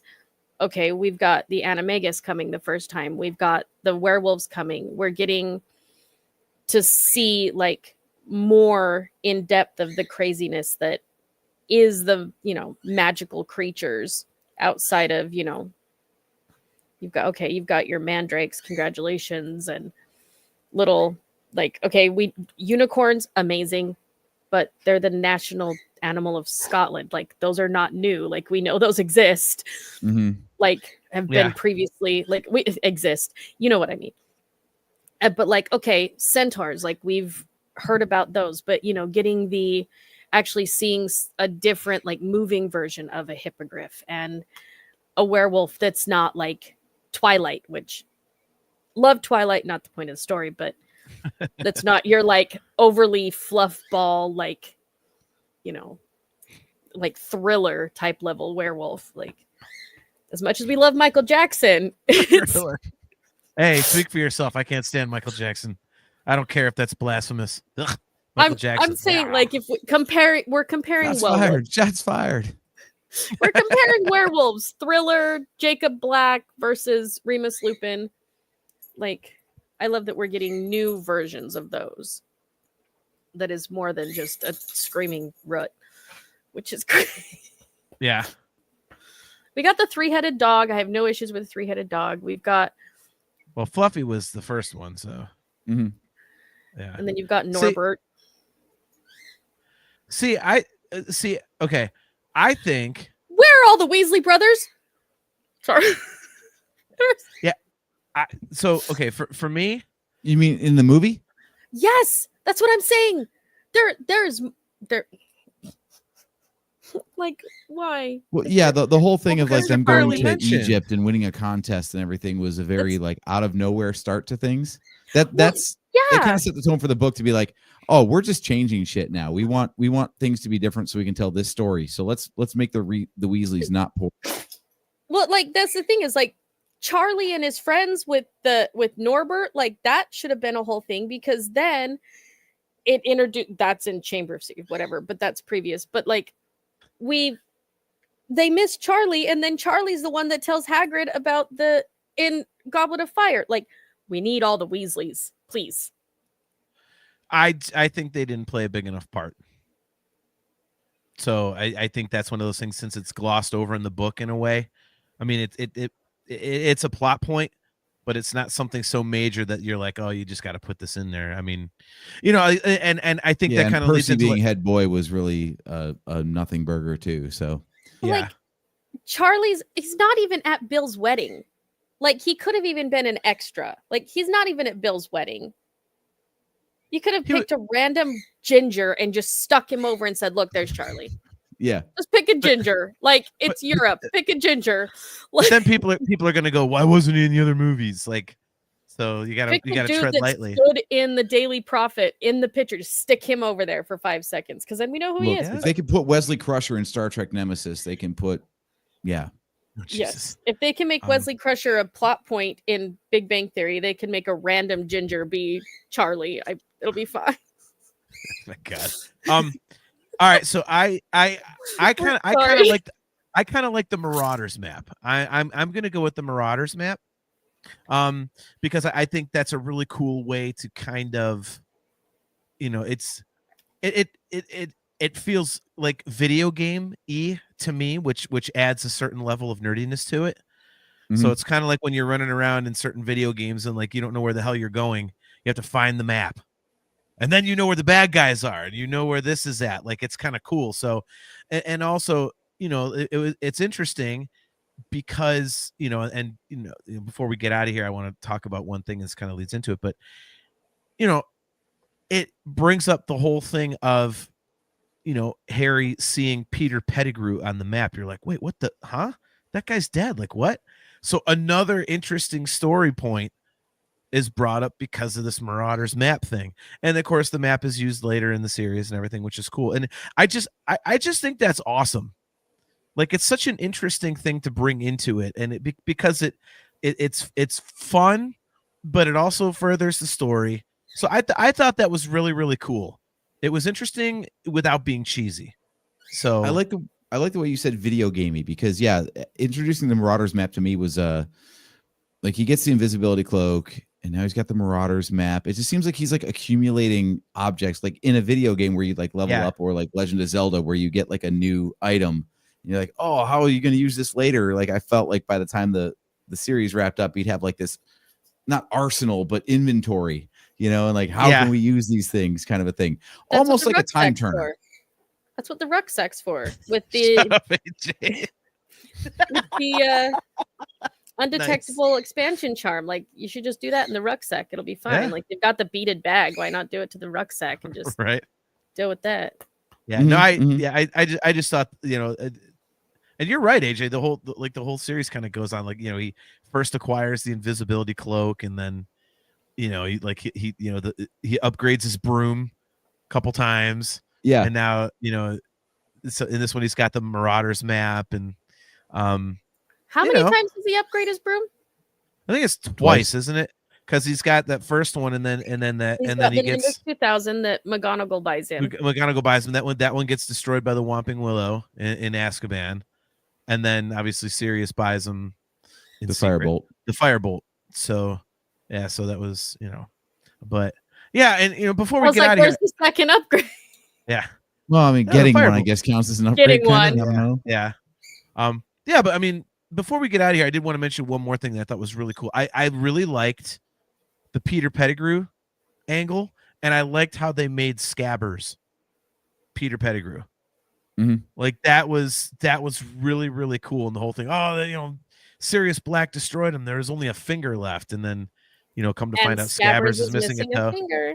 Yeah, I thought that was so cool. Like the way that she wrote all these different things in, and I know you hate the time turner thing, AJ, but I just thought it was kind of cool. It was a unique way to go about it.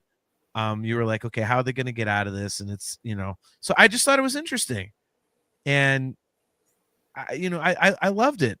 And again, Scabbers as Peter Pettigrew was cool as hell.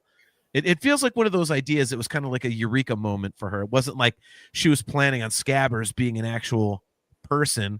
I kind of feel like when she got to this book, it was kind of one of those, oh, what is Scabbers? When she came up with the idea of Sirius as an animagus, like, then she was like, ooh, what if Scabbers is a person? Like, something about it just was so cool to me. Like, I mean, like this movie had and the book, I should say, because I kind of lean more on the books. it had so many ooh, that's cool moments in it for me, like so many different like things that happened throughout the story. It just moved so quickly and everything. And I think the Peter Pettigrew Scabbers thing is one of the best. I really like that. So I don't know if you guys enjoyed that or not, if you thought it was like kind of like square peg in a round hole, but I thought it was cool as hell. So I liked it. I like that plot point. To me, I don't know. I think a lot of my sticking points with this story are that I can't separate where I thought things were going versus where they did or didn't go. Like I said, the fact that chocolate was like such a detail brought up many times, and no, there's nothing special about the chocolate. It's just chocolate. I thought, But it helped her that was depression. like, Once you know the Dementors were her depression, and it was something that helped her.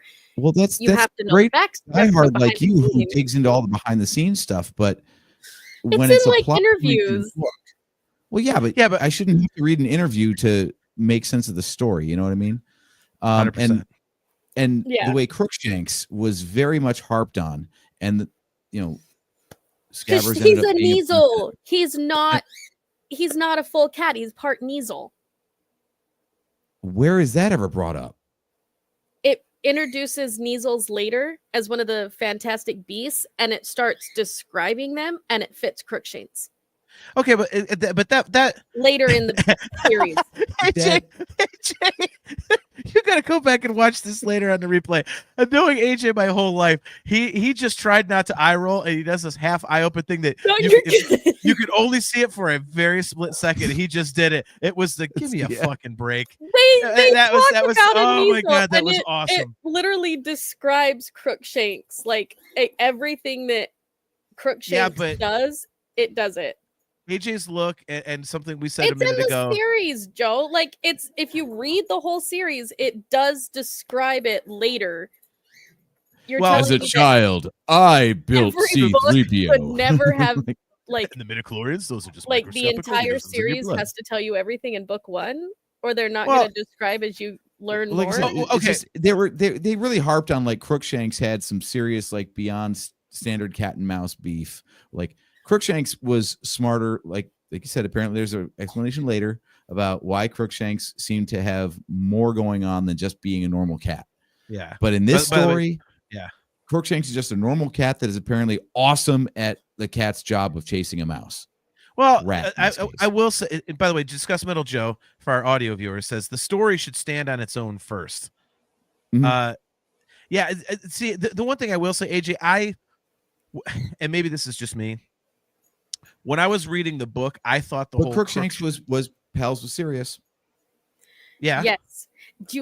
There's a fan theory as to why. Sorry, JT, and then I'll tell you No. why there's a fan theory on that. Well, I was gonna say, like, when I was reading the book, I got the feeling that there was more to Crookshanks having, a hair up her ass, several. Right. Um, But in this for book, none of Scabbers. that was. Yeah, there was nothing more to it though in this book. Well, no, yeah, there was. I mean, Scabbers knew that or excuse me, Crookshanks knew that. At least this is what I gathered, that Scabbers was not just a rat. He was a rat. Yeah, I mean, it was something more. That's why there was the freak out. That's what, and that's what I got anyway. That when I was reading, I was like, why, man, something's up with this whole Scabbers Crookshanks thing. So that's what I got anyway. I mean, maybe that's just me, but that was what I got. I will say though, Chaz, like the whole they explain it later. No, you can't. And I'm sorry, like, and this is a whole nother topic, so we won't get into it. But the whole the Fantastic Beasts, that again, those movies are like The Hobbit. It's a cash grab because the other ones were so damn successful. So they took this addendum, which JJ or JK Rowling just wrote as like here's the rules of Quidditch, or here's the I still think Fantastic it's Beasts. fun. Well, but to me, it's like, okay, you're just squeezing blood from a stone. I'm like, this is like, I haven't watched them, and I don't want to because I've been told they're not great. And also, I'm like, well, this is just superfluous. When they got rid of Johnny Depp, they went downhill. I'm sorry. Give me See, Johnny Depp back. That was bullshit. I'm sorry. Yeah, Mhm. I did not. I didn't even know Johnny Depp was in it. Like Yeah. I said, it's like to bring up the Hobbit example again. I've never seen the third Hobbit movie all the way through because I think there's no goddamn point to it. So I'm like, I don't need to see this. I don't like when it's just the most like egregious cash grab, give me your money type of thing, and I just feel like the Fantastic Beasts is that kind And of yet thing. the man defends Kenobi. Eat my ass! That was a movie that was turned into a show. The hell do you know? Sorry, I was Asshole. checking to see if you were going to punt me for that. You're lucky. I didn't think of that, but now it's in my head again. So thank you. Anyway, Well- so fan theory, and then we'll get out of here, Chaz. So, fan theory that J.K. Rowling has not said is wrong. So that's the little like asterisk on that, because some fan theories she comes out and goes, So Yeah, you're no. saying there's a chance. Crooks. So if later on in the series, there's a letter that you found in Sirius's room that Lily writes to Sirius saying Harry loves the broomstick. He chases the cat around on it. And then if Sirius and Remus and Pettigrew were always at the Potter's house and they had a cat, what's to say Crookshanks isn't the cat? Because in the pet store, the lady says that he's been here for a really, really long time and nobody wants him. Measles are exceptionally long-lived animals. So if he's part Measle, he's living for a very long time. He grew up knowing the Marauders, and he's going to know that Pettigrew was made to be the secret keeper. That's why he doesn't like him. And Rowling has not said they were wrong. AJ, can you do your look again, please? I don't hate this theory. It's stupid. Don't get mad at me. Go get at the people that wrote it. And Rowling has not said they were wrong, because there's other things that she's looked at and go, no, that's not how that works. If I was a famous author with something like this, I would answer every fan theory, and I think every single one of it would probably be no.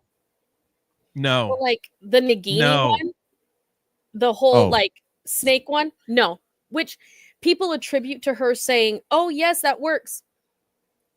No, Nagini is not the damn snake in the zoo. Fight me, because it's come out that it's not. Sorry. Who the hell sorry. said I thought we were that? just commenting on Nagini actually being a person. So people say that the snake that Harry releases in the first one is Nagini. Not touching Fantastic Beasts, just staying in the original 7. And everyone's like, oh, J.K. Rowling says it was. 2 different kinds of damn snake. Thank you. Shit of the bull right there. So she will come out and she'll say, that's not how that works. That's not how that works. And she has yet to say that about Crookshanks, and that's been out for years. Like, that came out as soon as they started talking about measles and describing it. They were like, I wonder if, like, when they read the letter and it says, oh, we have a cat, and he's chasing the cat on the little toy broomstick that hovers like a foot off the ground, they go, he has a cat. Maybe that's could be Crookshanks. It's been in a pet store for a very, very long time. Loves Sirius, hates Peter. How great must it be to be, like a George Lucas or a J.K. Rowling, where you don't even think of these things. Your fans put it together for you and then give you the credit like you were the mastermind.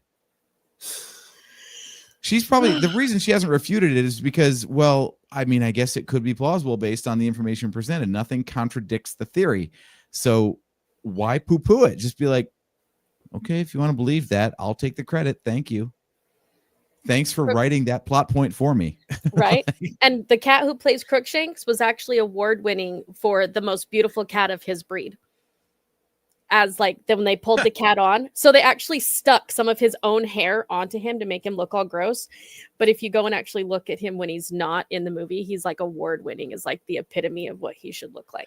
That's like that's like Dogpool in Deadpool and Wolverine, like won like ugliest dog contests. Yes, but we Like, love that's it. hilarious. We love Oh, of Dogpool. course. It's adorable. Oh, yeah. I love that that's like the shield as he looks across. Yep. No one's going to shoot a dog. No, 100%. Does the dog die.com? Deadpool would just plummet. All right, so final question as we wrap up here. We're now 3 books in. So we're not going to worry about 4 through 7. Is this the best Harry Potter book so far? Yes. If I take out the nostalgia, I like what it brings in and what it builds to the universe. With the nostalgia, Chamber will beat it. Just Okay. See, like Chamber of Secrets, while I like it, that might be my like if I had to rank them, which there's another episode, AJ. jeez.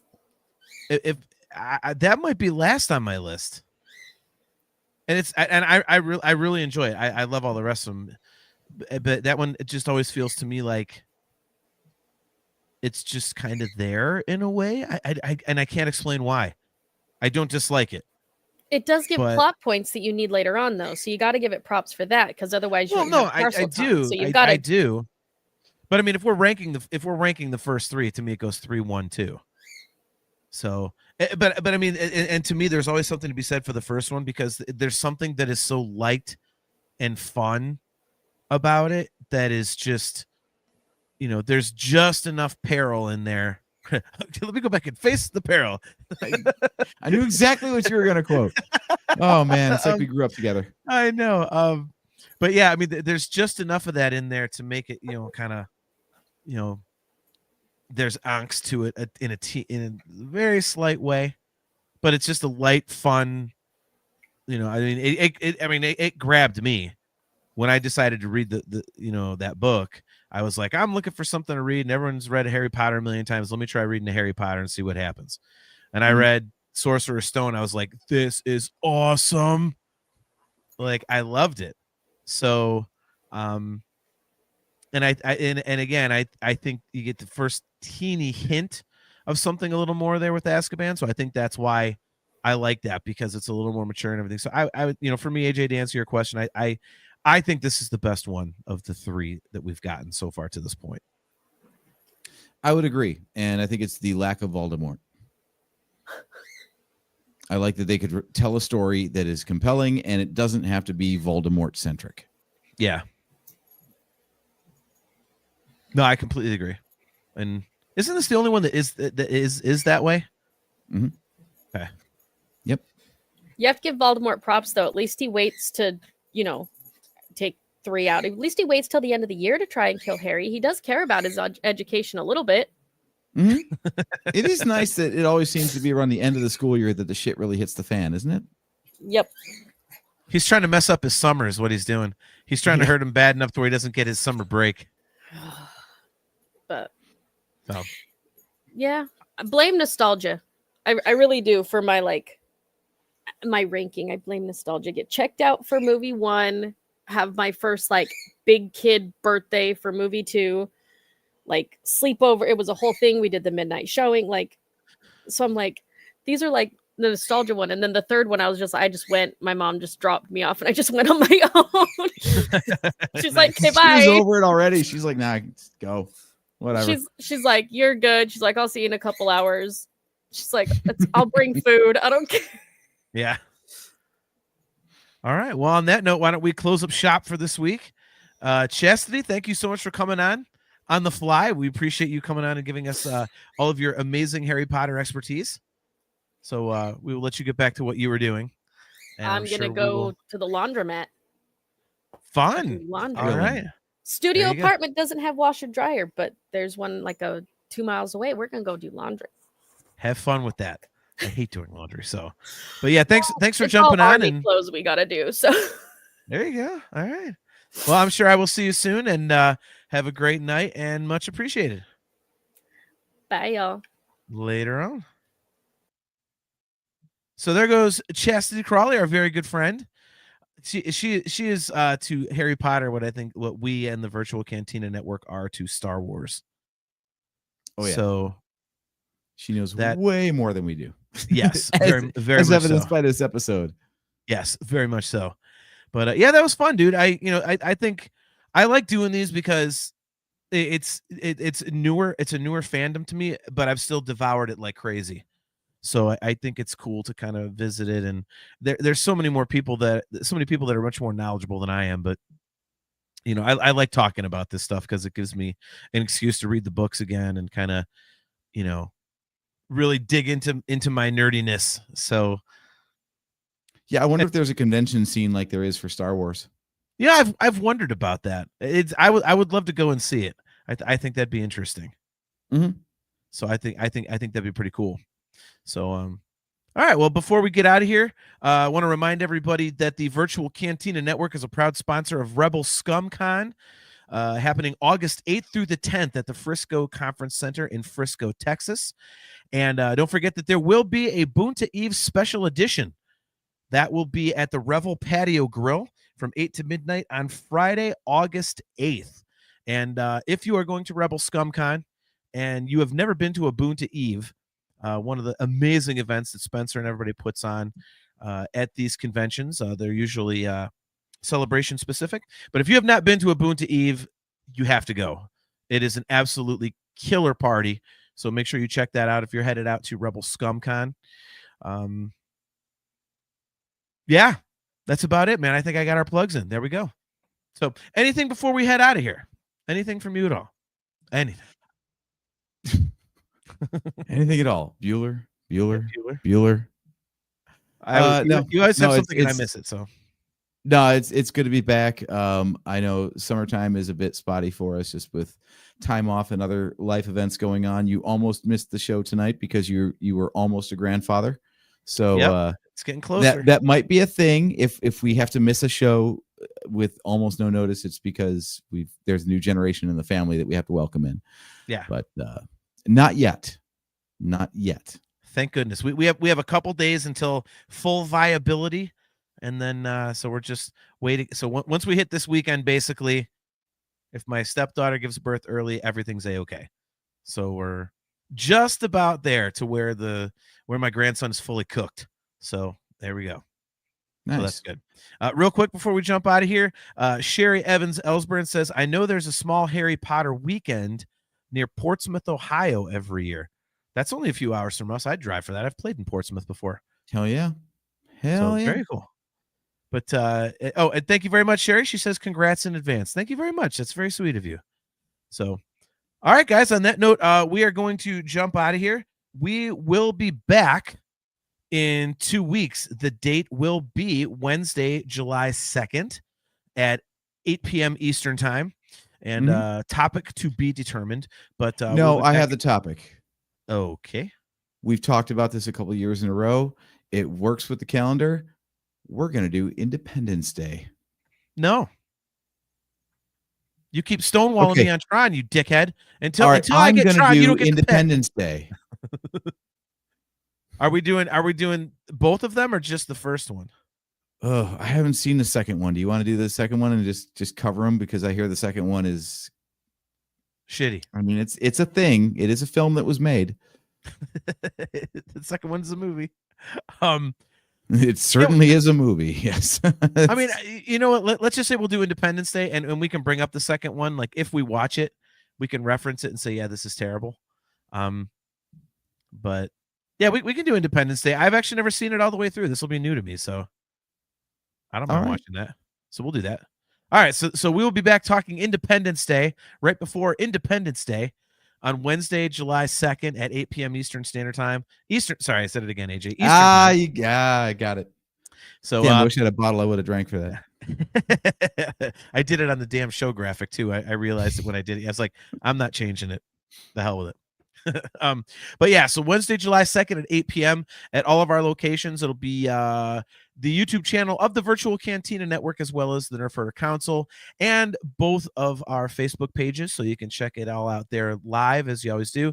If you are watching on YouTube, as always, guys, hit the like button, hit the subscribe button, and the notification bell so that you are notified every time we go live. We are brought to you by Audible. Go to audibletrial.com/NHC for your 30-day trial and a free audiobook download. And since you get a book for free, why not choose The Prisoner of Azkaban, the third entry in the Harry Potter series, because it is excellent. And as AJ said, it's probably about 20 hours long, so you get plenty of listening time. It's awesome. So check that out.